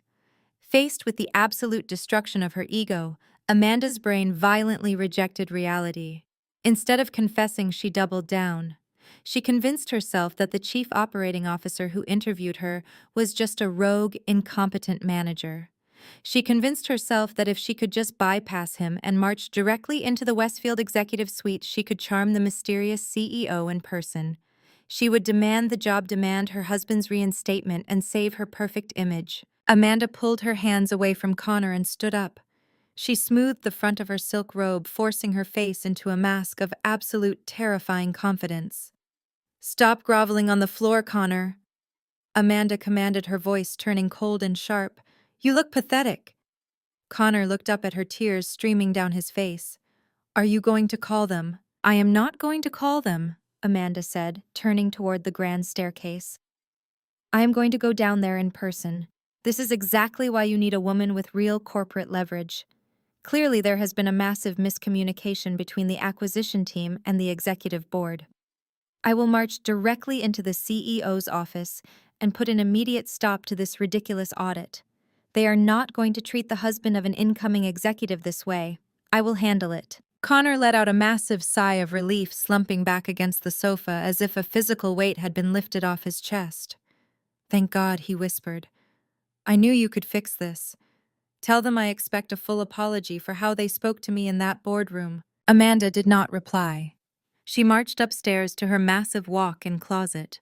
Her hands were shaking slightly, but she ignored the rising panic in her chest. She pulled out her most aggressive, expensive power suit, a stark white designer ensemble that screamed authority. She applied her makeup with militant precision, slipping on a pair of designer heels and grabbing her leather handbag. She walked past her husband without another word, stepped into the garage, and got into her luxury SUV. As she reversed out of the driveway and sped toward the financial district, she repeated her lies out loud to the empty car, practicing the demands she was going to make. She was driving directly back to the very building that had already rejected her, fully intending to gaslight an entire billion-dollar investment firm into giving her exactly what she wanted. She had absolutely no idea that I was waiting for her. I was sitting at my desk watching the high-definition lobby feed when the sleek glass doors of Westfield Capital swung open. The heavy rain outside was still pouring, casting a gloomy gray light over the city. But inside my building, the lighting was pristine and unforgiving. Amanda marched through the revolving doors, completely drenched, but radiating a toxic, frantic energy. She was wearing her stark white designer power suit, the fabric now dotted with rain, and carrying her expensive leather handbag like a weapon. I leaned forward in my leather executive chair, resting my chin on my hands. I had anticipated this exact reaction. Narcissists do not retreat when they are caught in a lie. They attack. They try to bend reality to their will through sheer volume and intimidation. I watched with absolute fascination as my sister attempted to gaslight a billion-dollar corporate fortress. Amanda did not even bother stopping at the reception desk to speak with Sarah. She completely ignored the visitor protocol and marched straight toward the biometric security turnstiles that separated the public lobby from the executive elevators. These turnstiles required a highly encrypted employee badge, or a pre-authorized fingerprint scan to open. Amanda possessed neither. She slammed her hip against the heavy glass barrier, expecting it to effortlessly swing open for her. It did not budge. A loud, sharp electronic beep echoed through the lobby, flashing a bright red denied light on the scanner. Amanda stepped back, glaring at the machine as if it had personally insulted her. She slapped her hand against the scanner pad, trying to force the glass open. Again, the machine blared a loud, abrasive rejection tone. Several employees waiting in the lobby turned their heads, their conversations halting as they watched this strange woman fighting with the security gates. "Excuse me, ma'am," a deep, authoritative voice called out. "David." My towering head of security stepped directly into her path. He stood with his hands neatly folded behind his back, his posture rigid and unyielding. "You are not wearing an employee badge, and you are not on the authorized visitor list for today. I need you to step away from the executive turnstiles immediately." Amanda whipped her head around, her eyes flashing with pure, unadulterated rage. She looked David up and down, her lip curling into a sneer of absolute disgust. "Do you have any idea who I am?" Amanda shrieked, her voice echoing off the high marble ceilings. "I am the newly appointed Senior Vice President of Operations for this firm. I am an executive. This stupid machine is malfunctioning because Human Resources obviously has not updated my biometric file yet. Now open this gate right now, or I will personally see to it that you are standing in the unemployment line by 5 o'clock this afternoon." David did not even blink. He had dealt with angry corporate executives before, and he knew exactly how to handle a tantrum. "Ma'am, I manage the security clearance for every single executive in this building. I know all of them by name and by face. You do not work here. Now you can leave voluntarily, or I can have my team physically remove you from the premises for trespassing." The threat of being physically dragged out of a corporate lobby completely shattered whatever thin veneer of sanity Amanda was still clinging to. She lost her mind. She threw a massive screaming tantrum right there on the polished marble floor. "I demand to speak to your CEO!" Amanda screamed, stamping her designer heel violently against the floor. She pointed a shaking finger directly at David's chest. "Your firm just launched an illegal hostile audit against my husband's tech company. You fired him without cause. I am here to fix this massive administrative error. Get your CEO down here right this instant. I am not leaving this building until the audit on Sentinel Tech is completely called off. I have direct access to the board. I will have you fired. I will have this entire security staff replaced." The entire lobby had gone dead silent. Dozens of analysts, junior partners, and visiting clients were standing frozen, staring at the woman having a complete psychological meltdown at the security gates. Up in my penthouse, I pressed the intercom button on my desk. "Send Malik down," I said quietly. "End this." A moment later, the frosted glass doors of the private executive elevator slid open. Malik stepped out into the lobby. The crowd of onlookers immediately parted for him. He walked with that slow, predatory grace that made him so terrifying in the boardroom. He was holding a single crisp manila envelope in his right hand. Amanda spotted him instantly. The sheer, blinding relief that washed over her face was almost comical. She actually believed he was coming down to rescue her. She completely ignored the fact that this was the exact same man who had dismantled her fabricated resume just days prior. "Oh, thank God!" Amanda gasped aggressively, pushing past David and rushing toward Malik. "Tell this completely incompetent security guard who I am. Tell him I am an incoming executive. I need you to take me up to the CEO's office immediately. There has been a terrible mistake regarding an audit on my husband's company, and I need to handle it." Malik stopped 2 feet in front of her. He did not smile. He did not offer a polite greeting. He simply looked at her with cold, clinical detachment, like a scientist examining a deeply flawed specimen. He slowly extended his arm, holding the manila envelope out to her. Amanda looked at the envelope confused, before tentatively reaching out and taking it. "What is this?" she asked, her voice trembling slightly as her false confidence began to crack. "Ma'am, you do not work here," Malik said. His voice was low, but it carried perfectly across the silent lobby. "That envelope contains your formal rejection letter. You failed our mandatory corporate background check due to completely falsified credentials and a fabricated employment history." Amanda gasped, taking a sudden step backward. She clutched the envelope to her chest as if it were burning her skin. The color drained from her face, leaving her looking sickly and pale beneath the harsh lobby lights. "No," she whispered frantically. "That is not true. I am highly qualified. I have an impeccable record." "You lied on your resume," Malik stated smoothly, refusing to let her hide. "And you lied to your husband." Amanda's eyes widened in sheer terror. She looked around at the dozens of faces staring at her. The humiliation was absolute. The glittering facade of the golden child had just been publicly ruthlessly pulverized. "But I have to see the CEO." Amanda begged, her voice cracking as genuine, desperate tears began to spill down her cheeks.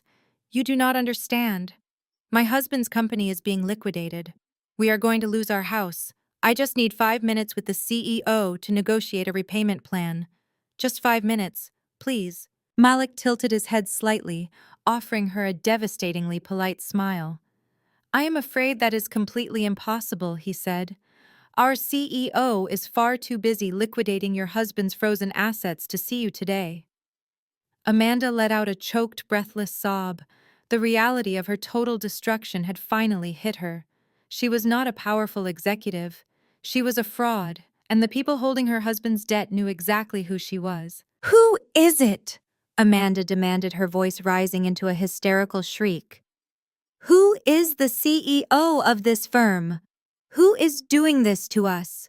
Why are you targeting my family?" Malik turned around, preparing to walk back to the private elevator. He paused, looking over his shoulder at the weeping, broken woman standing in the lobby. "You will find out exactly who is running this firm at the Commerce Gala this weekend," Malik said calmly. "She is the keynote speaker. You will see her there. Have a pleasant afternoon, ma'am." Malik stepped back into the elevator, and the glass doors slid shut. Amanda was left standing completely alone in the center of the massive lobby. She looked down at the rejection letter in her hands, her shoulders shaking with violent sobs. David stepped forward, placing a firm, heavy hand on her shoulder, and gently but forcefully guided her toward the revolving doors. I watched the monitor as my sister was escorted out of my building and pushed back into the freezing rain. She stumbled onto the wet sidewalk, completely ruined with absolutely nowhere left to hide. I leaned back in my chair and took a deep, steadying breath.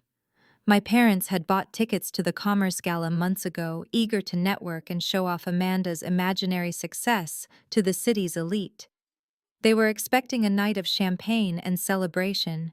Instead, they were going to get a front-row seat to their own absolute destruction. Saturday evening arrived with the kind of crisp electric energy that only exists right before a massive storm.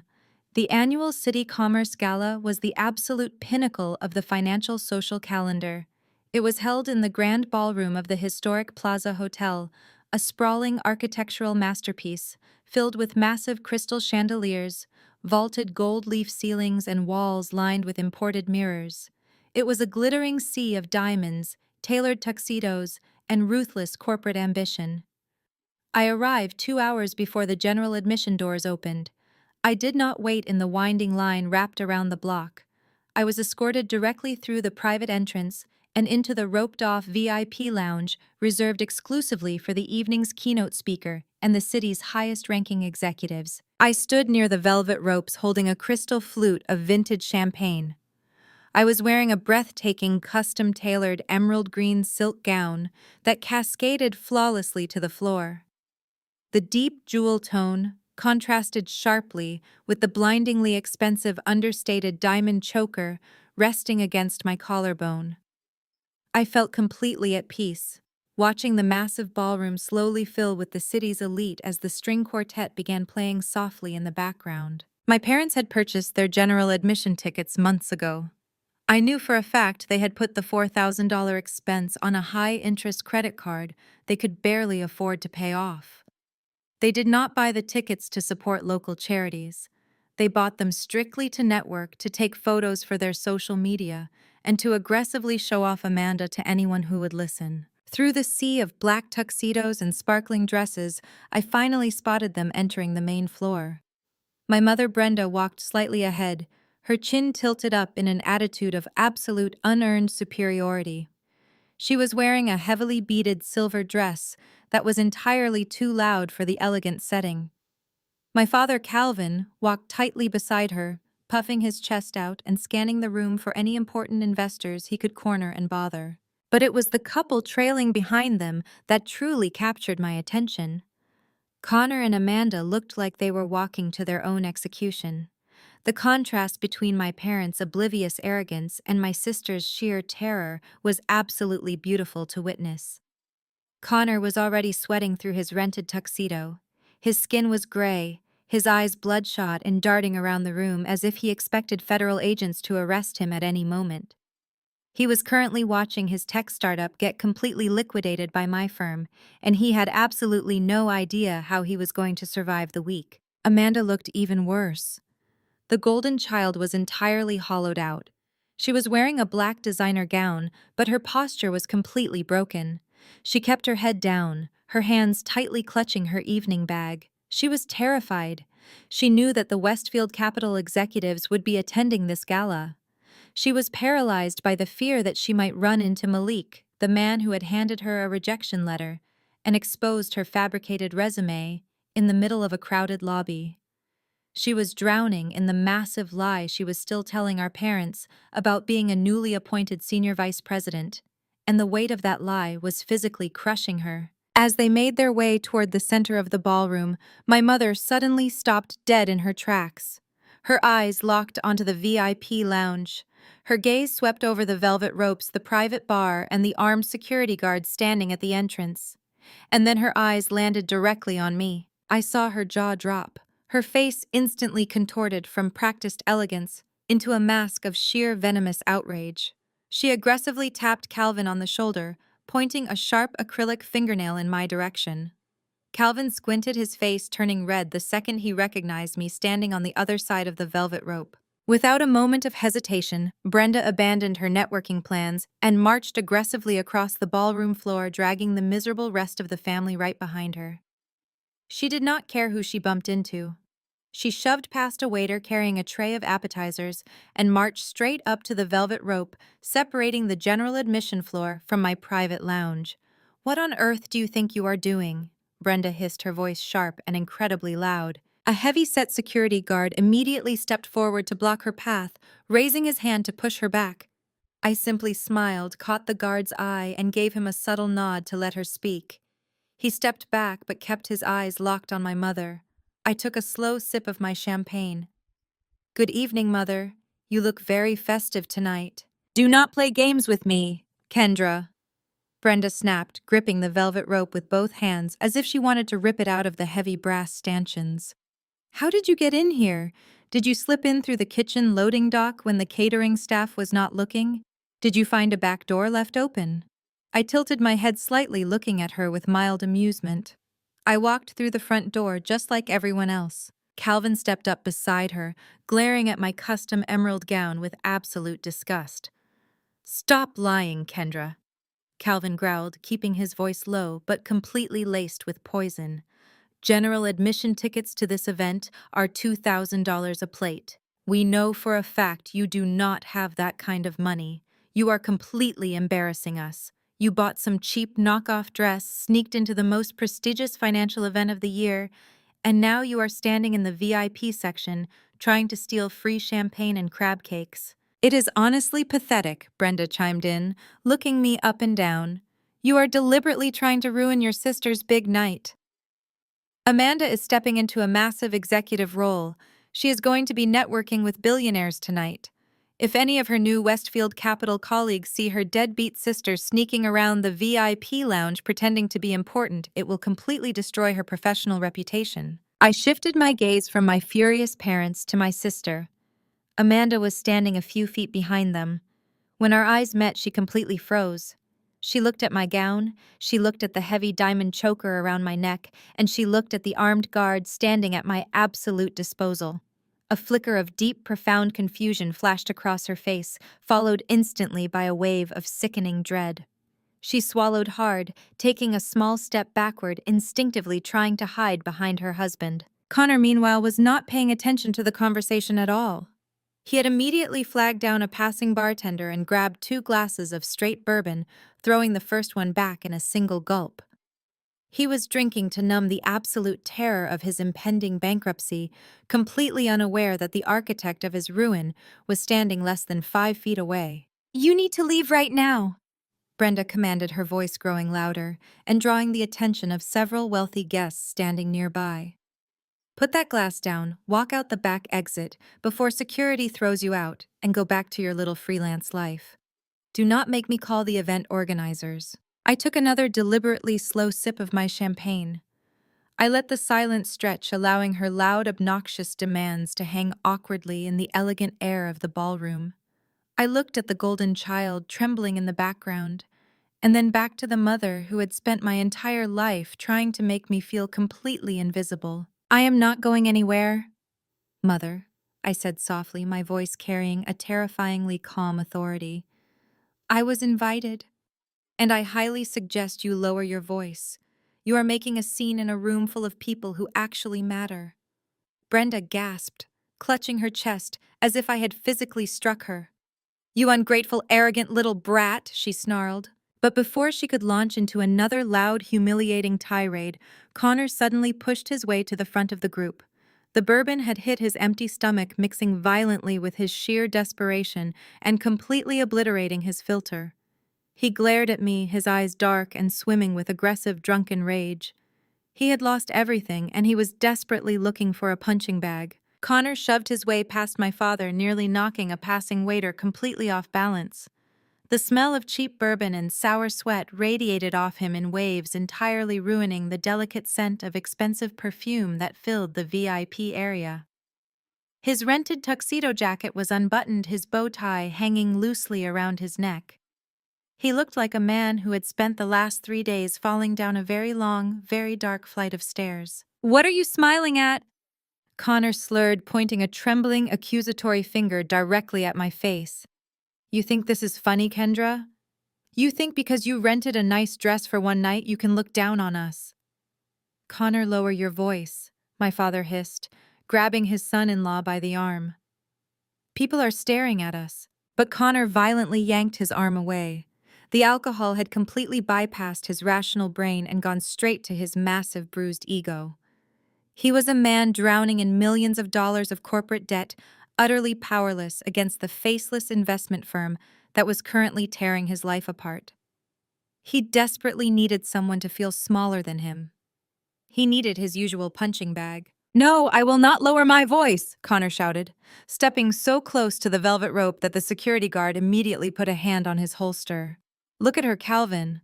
Look at this complete fraud.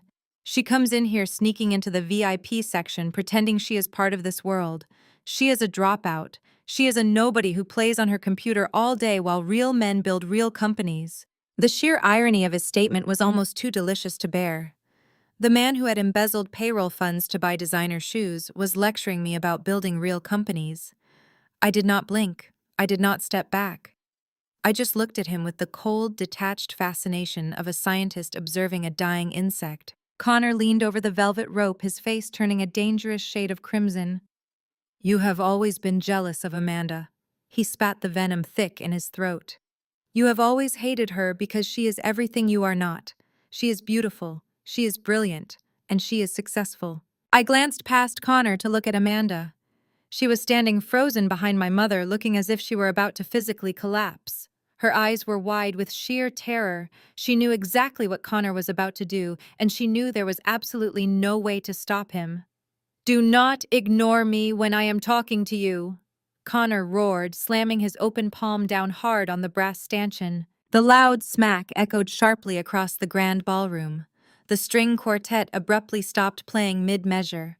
The low, sophisticated hum of hundreds of wealthy guests networking completely ceased. Every single head in the immediate vicinity turned toward our corner of the room.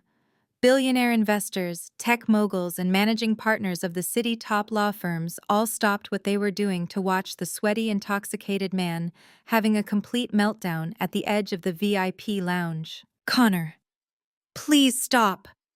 Amanda whispered, her voice cracking, as she finally stepped forward and grabbed the back of his jacket. Everyone is watching us. Let us just go to the bar. Connor shook her off with aggressive force. Let them watch, he yelled, gesturing wildly to the crowd. Let them see what a pathetic liar your sister is. She is trespassing. My mother, finally realizing that her precious networking opportunity was rapidly turning into a massive public humiliation, tried to intervene. Connor, that is enough, Brenda whispered fiercely, looking around at the staring elite.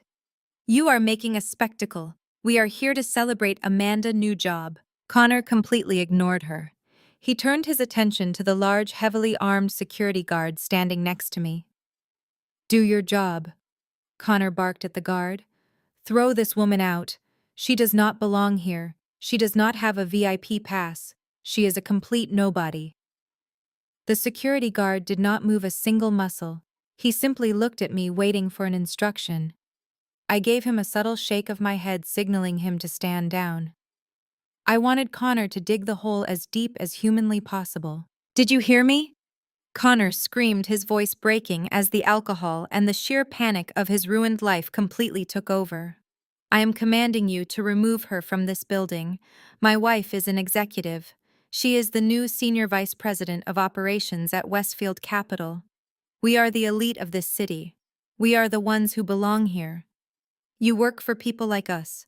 Throw this piece of trash out onto the street where she belongs. The words hung in the air, heavy and absolute. My wife is an executive at Westfield. You are just a nobody.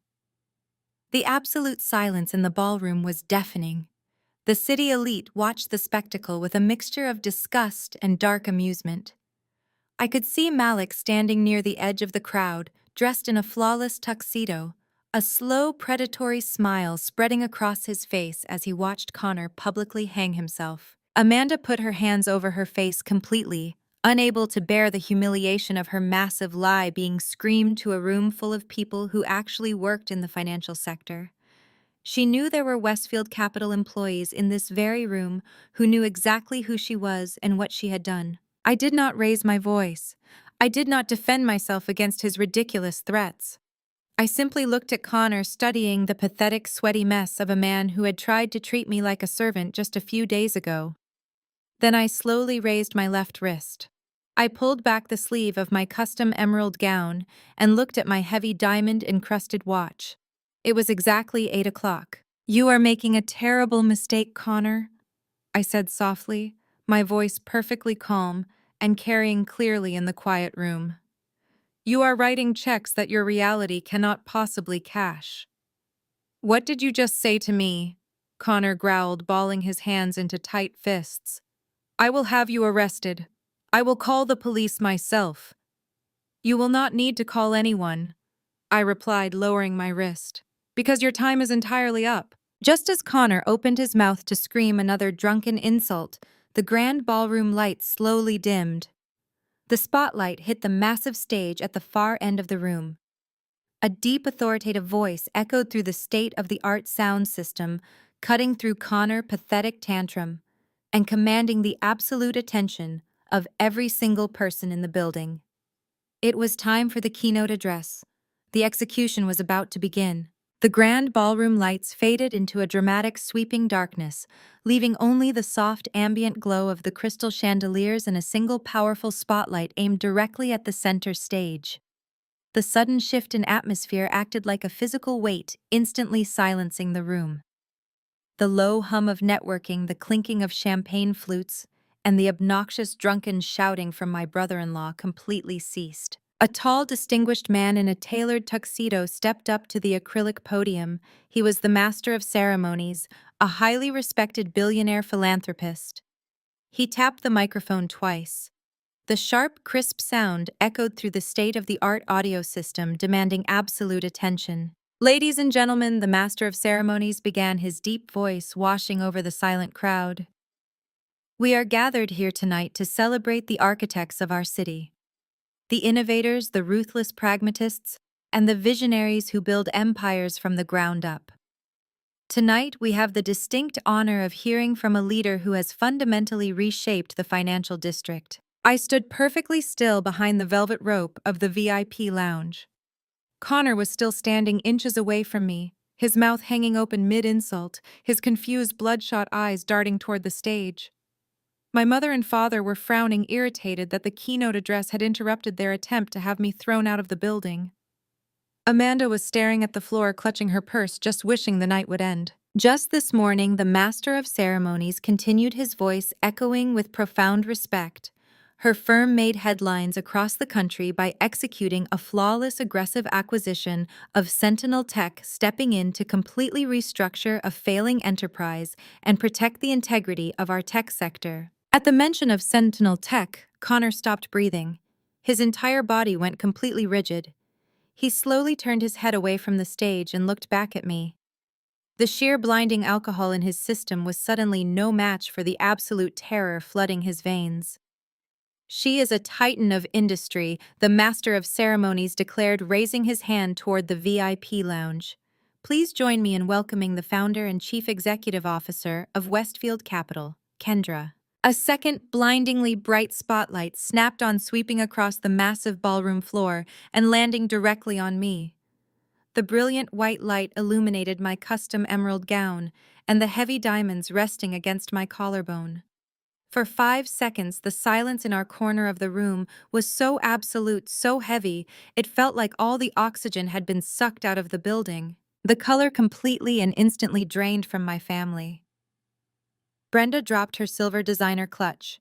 It hit the marble floor with a sharp crack, spilling her lipstick and keys, but she did not even blink. Calvin staggered backward, physically bumping into a waiter, his eyes wide and completely uncomprehending. Amanda let out a soft, choked whimper, her hands flying up to cover her mouth as the devastating reality of her entire fabricated life crashed down on her all at once. Connor simply stared at me. His face was a mask of pure, unadulterated horror. The woman he had just ordered security to throw out on the street, the woman he had spent years mocking as a penniless dropout, was the exact same billionaire titan who had just liquidated his entire existence. I did not look at them. I did not need to.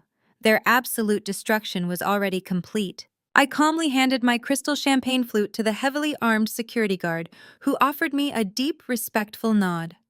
I stepped past the velvet rope and began my walk to the stage. The ballroom erupted into deafening applause. Hundreds of the wealthiest, most powerful people in the city stood up from their tables, clapping and cheering as I glided past them. I walked with my head held high, my posture impeccable, feeling the immense, undeniable weight of the empire I had built with my own 2 hands. I climbed the steps to the stage and stepped behind the acrylic podium. I looked out over the sea of faces. In the far back corner, illuminated only by the ambient light of the exit signs, I could see my family standing exactly where I had left them. They looked like statues, completely paralyzed by shock. "Thank you," I said into the microphone. My voice, calm and melodic, echoed flawlessly through the massive room. When I started Westfield Capital 10 years ago, I was told that I did not belong in this room. I was told that my vision was a hobby, that my ambition was an embarrassment, and that I lacked the pedigree to sit at the table with the corporate elite. I paused, letting my eyes sweep the crowd, intentionally locking eyes with a few of the older traditional investors who had initially rejected my proposals years ago. But true power does not ask for a seat at the table. I continued, my tone shifting from reflective to razor sharp.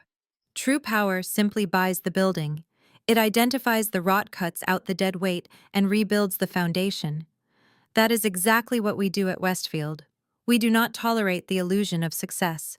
We demand absolute, measurable reality. I gripped the edges of the podium, projecting my voice to the very back of the room. "Consider our acquisition of Sentinel Tech this morning," I said. The entire room leaned in, captivated by the fresh, high-profile corporate drama. Sentinel was a company built on a house of cards. It was suffocating under the weight of severe corporate incompetence, driven by a bloated, arrogant middle management team that treated investor capital like a personal slush fund. They prioritized expensive dinners and luxury vacations over operational revenue. They embezzled from their own payroll to cover their massive personal debts. A collective murmur of disgust rippled through the crowd of investors. In the back of the room, I saw Connor physically collapse into a chair, burying his face in his hands as his crimes were broadcast to the entire financial community. "We did not negotiate with parasites," I stated coldly, my voice ringing with absolute finality. "We did not offer grace periods. We executed a hostile audit, completely eliminated the entire middle management tier, and fired the executives responsible without a single dime of severance.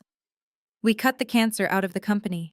Because in this industry, arrogance without competence is a terminal disease, and at Westfield Capital, we are the cure." The ballroom erupted into a massive standing ovation. The applause was thunderous, echoing off the gold leaf ceilings. I smiled, offered a brief nod of acknowledgement to the crowd, and stepped away from the podium. I walked down the steps at the side of the stage, bypassing the main floor and heading straight for the quiet, carpeted hallway that led out to the private valet loading dock. I was entirely finished with the gala. I had delivered the execution, and now I wanted to go home. But before I could reach the heavy exit doors, the sound of frantic, scrambling footsteps echoed down the hallway behind me. "Kendra, wait! Kendra, stop right now!" Calvin shouted, his voice cracking with panic. I stopped and turned around. My entire family was rushing down the hallway toward me. They looked completely deranged. Brenda was practically tripping over her beaded dress, Calvin was sweating profusely, and Amanda was trailing behind them, sobbing uncontrollably. Connor was not with them. He had likely fled the building to avoid facing the investors he had stolen from. They skidded to a halt a few feet away from me. The dynamic had violently, permanently shifted. They were no longer sneering or commanding. They were begging. "I cannot believe this." Calvin panted, his chest heaving. "You are the CEO. You own Westfield Capital. You bought Connor's company. Why did you not tell us? Why did you let us think you were broke?" "Because you preferred me that way," I replied smoothly, crossing my arms over my chest. "You needed me to be a failure so you could pretend Amanda was a success." Brenda stepped forward, her hands shaking as she reached out desperately, trying to grab my arm. I stepped back, refusing to let her touch me. "Kendra, listen to me," Brenda pleaded, her voice shrill and panicked. "We are your parents. We are family. You have to fix this right now. Connor is completely ruined. He has no job and millions in debt. The bank is going to take their house. You have to give Amanda the senior vice president job. She is your sister. You have the power to hire her right now and save her family from bankruptcy. We can put all of this behind us. Just give her the salary." I looked at my mother in sheer disbelief. The absolute staggering audacity of her demand was almost impressive. Even after watching me publicly dismantle a corrupt tech firm, she still believed she could order me to hand over a six-figure executive role to a woman who had spent her entire life tearing me down. "She deserves that job," Calvin insisted, stepping closer and trying to use his physical size to intimidate me, a tactic that no longer worked. "Amanda has the corporate background. She has the Vanguard restructuring on her resume. She can help you run your company, Kendra. You owe this to us. We raised you. You have to save your sister." I looked at Amanda. She was weeping quietly, refusing to make eye contact with me. She was still terrified of our parents finding out that her entire corporate background was a massive fabricated lie. "Amanda," I said softly, cutting through my parents' frantic demands. "Do you want to tell them the truth, or should I?" Amanda let out a loud, hysterical sob and shook her head violently. "Please, Kendra, no," she begged, her voice entirely broken. "Please do not do this." "You do not get to ask me for mercy," I replied coldly. I unclasped my designer evening bag and pulled out my smartphone. I tapped the screen, opening the secure audio file Malik had sent me immediately following Amanda's disastrous interview. I synced my phone to the hallway's ambient speaker system, a feature I had specifically requested the hotel staff grant me access to earlier that afternoon. I turned the volume all the way up and pressed play. The crystal-clear audio of Amanda, sitting in my glass conference room, filled the quiet hallway. Malik's voice echoed first, asking her a question about her motivation for seeking the massive salary at Westfield Capital. Then Amanda's voice responded. It was not the weeping, broken voice of the woman standing in front of me now. It was the arrogant, condescending tone she had used her entire life. Honestly, the audio recording of Amanda practically laughed, "I need the financial security because my family is a complete disaster with money. My parents are practically bankrupt. They drain their retirement accounts just to buy cheap country club memberships to pretend they are wealthy. I have had to carry the burden of the family image entirely on my own shoulders. My father is delusional, and my mother is completely obsessed with status she cannot afford. If I do not secure this high-level income, they will probably lose their house, and I cannot have that kind of embarrassment attached to my brand." Brenda gasped, covering her mouth with both hands. Calvin's face went completely slack, the color draining from his cheeks as he listened to his golden child casually dissect and mock their financial struggles to a complete stranger in a corporate boardroom. The recording continued seamlessly, transitioning to Malik pressing her about the Vanguard acquisition. Public corporate records show that the Vanguard restructuring did not utilize an external legal department. Malik's recorded voice stated smoothly, "Are you saying your resume misrepresents your specific role in that campaign?" I watched my parents turn their heads slowly to look at Amanda. They had bragged about the Vanguard deal to everyone they knew. It was the cornerstone of her entire fake identity. "No, of course not." The recorded Amanda stammered, her voice suddenly high-pitched and panicked. The strategy was collaborative. It was a team effort. "That is remarkable." Malik's voice cut back in cold and lethal. Especially considering Vanguard's manufacturing subsidiary was entirely non-union. There were no town halls. "You have completely fabricated this entire employment history. You stole credit for the grueling work of others." I tapped the screen and stopped the recording. The silence in the hallway was heavier than lead. Brenda stared at Amanda, her eyes wide with a horrific realization. "You lied to us," Brenda whispered, her voice trembling with absolute devastation. "The Vanguard deal, the promotions, the money. You made all of it up." Calvin looked like he was going to be physically sick. "You told the Westfield executives that we were broke," Calvin said, his voice dropping to a horrified whisper. "You sat in a boardroom and called us a disaster." Amanda could not speak. She simply stood there, sobbing into her hands, completely stripped of her golden child armor. The truth was out in the open, raw and undeniable. "She did not just steal credit for the grueling work of others," I said, looking directly at my parents' shattered faces. "She stole the credit for my work. I designed the Vanguard restructuring. I executed that acquisition.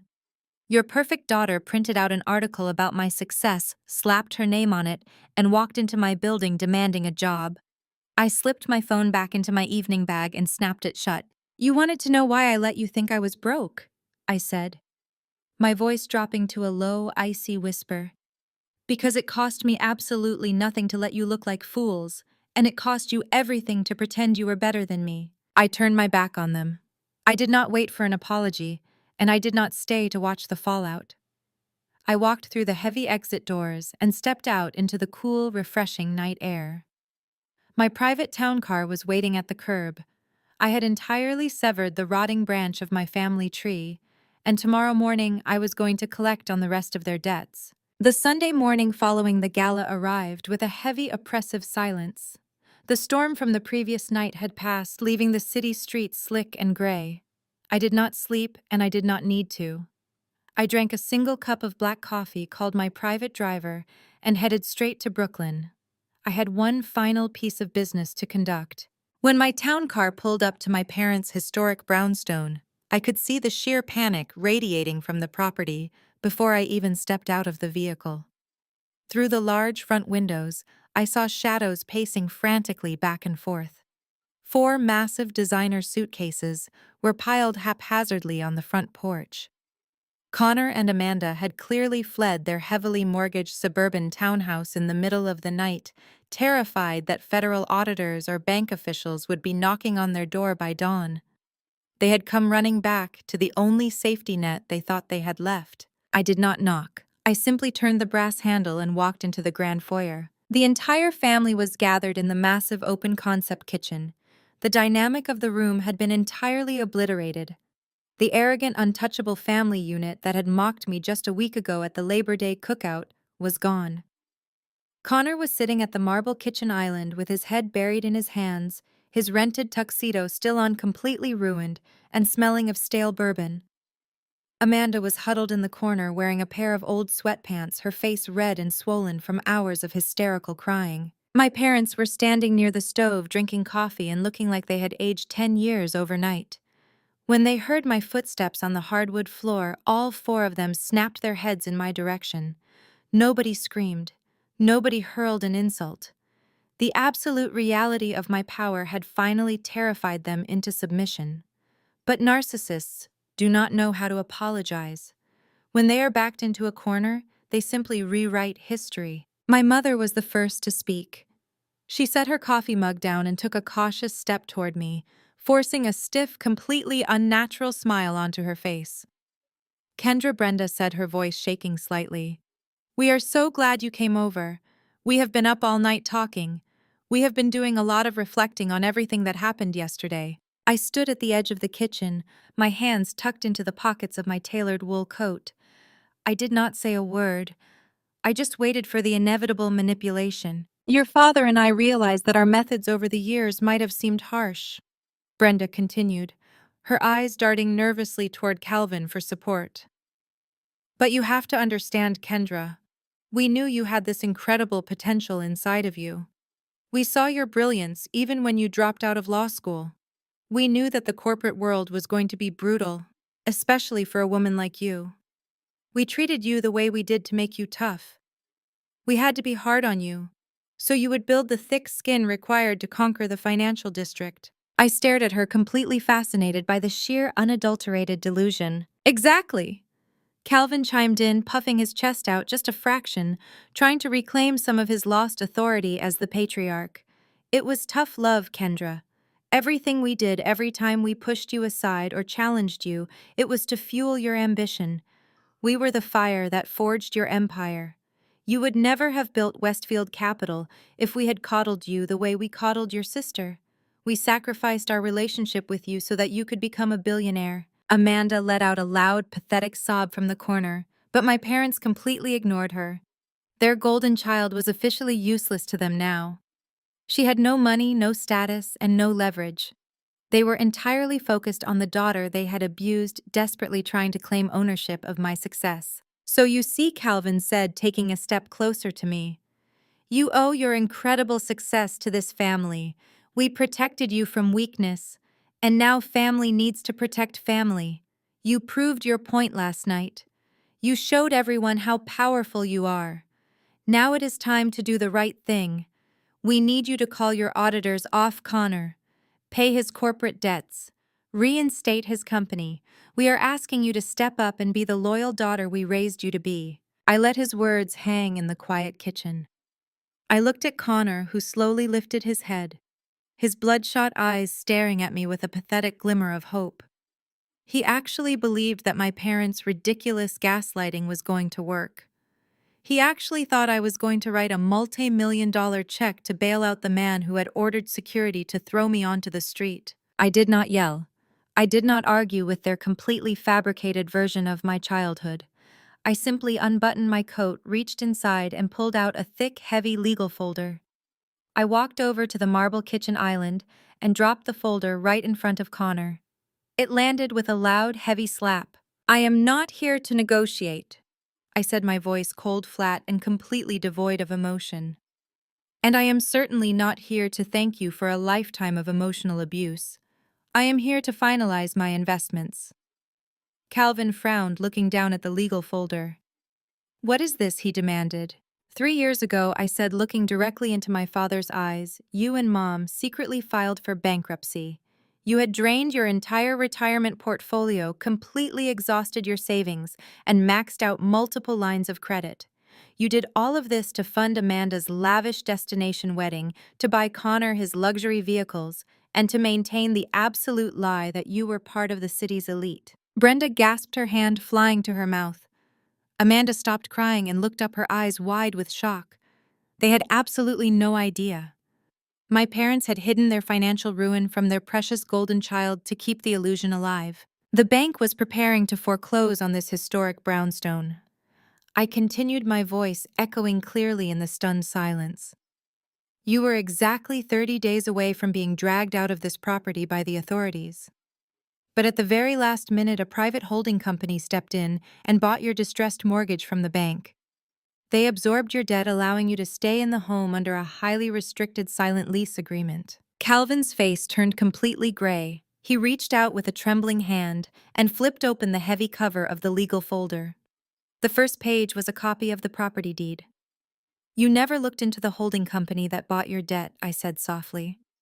You were too arrogant and too relieved that you did not have to confess your failures to your country club friends. If you had looked, you would have realized that the holding company is a direct subsidiary of Westfield Capital. Calvin staggered backward, hitting the stainless steel refrigerator. Brenda let out a horrific, choked cry. I own this brownstone. I stated the absolute truth, finally dropping like an anvil in the center of the room. I hold the deed. I own the roof over your heads. I own the marble floor you are standing on, and I own every single door in this building. I have owned it for 3 years. The silence that followed was absolute. The final pillar of their fake, arrogant empire had just been kicked out from under them. They did not own a multi-million-dollar historic property. They owned nothing. They were tenants living entirely by my secret grace, while they spent every family holiday tearing me down. Connor stared at the deed, his mouth hanging open. He looked from the paper to me, realizing that the sister-in-law he had treated like a servant practically owned the entire family. I am not a monster, I said, my voice completely steady. I am not going to evict my own parents. Brenda let out a massive sigh of relief, fresh tears streaming down her face. Oh, Kendra, thank you, she wept, stepping forward. I knew you had a good heart. I knew you would not put us on the street. Do not interrupt me, I snapped, my voice cracking like a whip. Brenda instantly froze. I am not evicting you, I repeated. But the Bank of Kendra is permanently closed. The silent lease agreement is officially terminated. Mom. Dad, your rent is due on the 1st of every month, and it will be set at the exact current market rate for a historic Brooklyn brownstone. If you miss a single payment, my legal team will file the eviction papers the very next morning. You will have to get real jobs. You will have to sell your designer clothes. You will have to actually work for a living, just like you always told me to do. Calvin looked like he was going to faint. The prospect of having to abandon his country club lifestyle and work a minimum wage job in his 60s was a fate worse than death to him. And as for you two, I said, turning my gaze to Amanda and Connor. Amanda flinched, shrinking back against the wall. Connor did not even try to look me in the eye. I know the bank locked you out of your townhouse last night, I said. I know you brought your suitcases here thinking you could leech off my parents while you hide from your creditors. But as I just established, this is my property, and I do not allow corporate thieves and fabricated executives to reside in my buildings. Amanda let out a loud, hysterical wail. Kendra, please, she begged, dropping to her knees on the hardwood floor. We have absolutely nowhere to go. We have no money. Connor's accounts are frozen. We cannot afford a hotel. You cannot do this to me. I am your sister. You stopped being my sister the day you decided my existence was an embarrassment to your brand, I replied coldly. You have exactly 24 hours to get your bags out of my house. If you are still on this property tomorrow morning, David and his security team will physically remove you, and I will have you arrested for trespassing. I turned my back on them. I did not wait for my parents to plead. I did not wait for Connor to start cursing or Amanda to keep sobbing. I simply walked out of the kitchen, down the grand hallway, and out the heavy mahogany front door. The cool morning air hit my face, crisp and refreshing. I walked down the stone steps and approached my waiting town car. The driver opened the back door for me.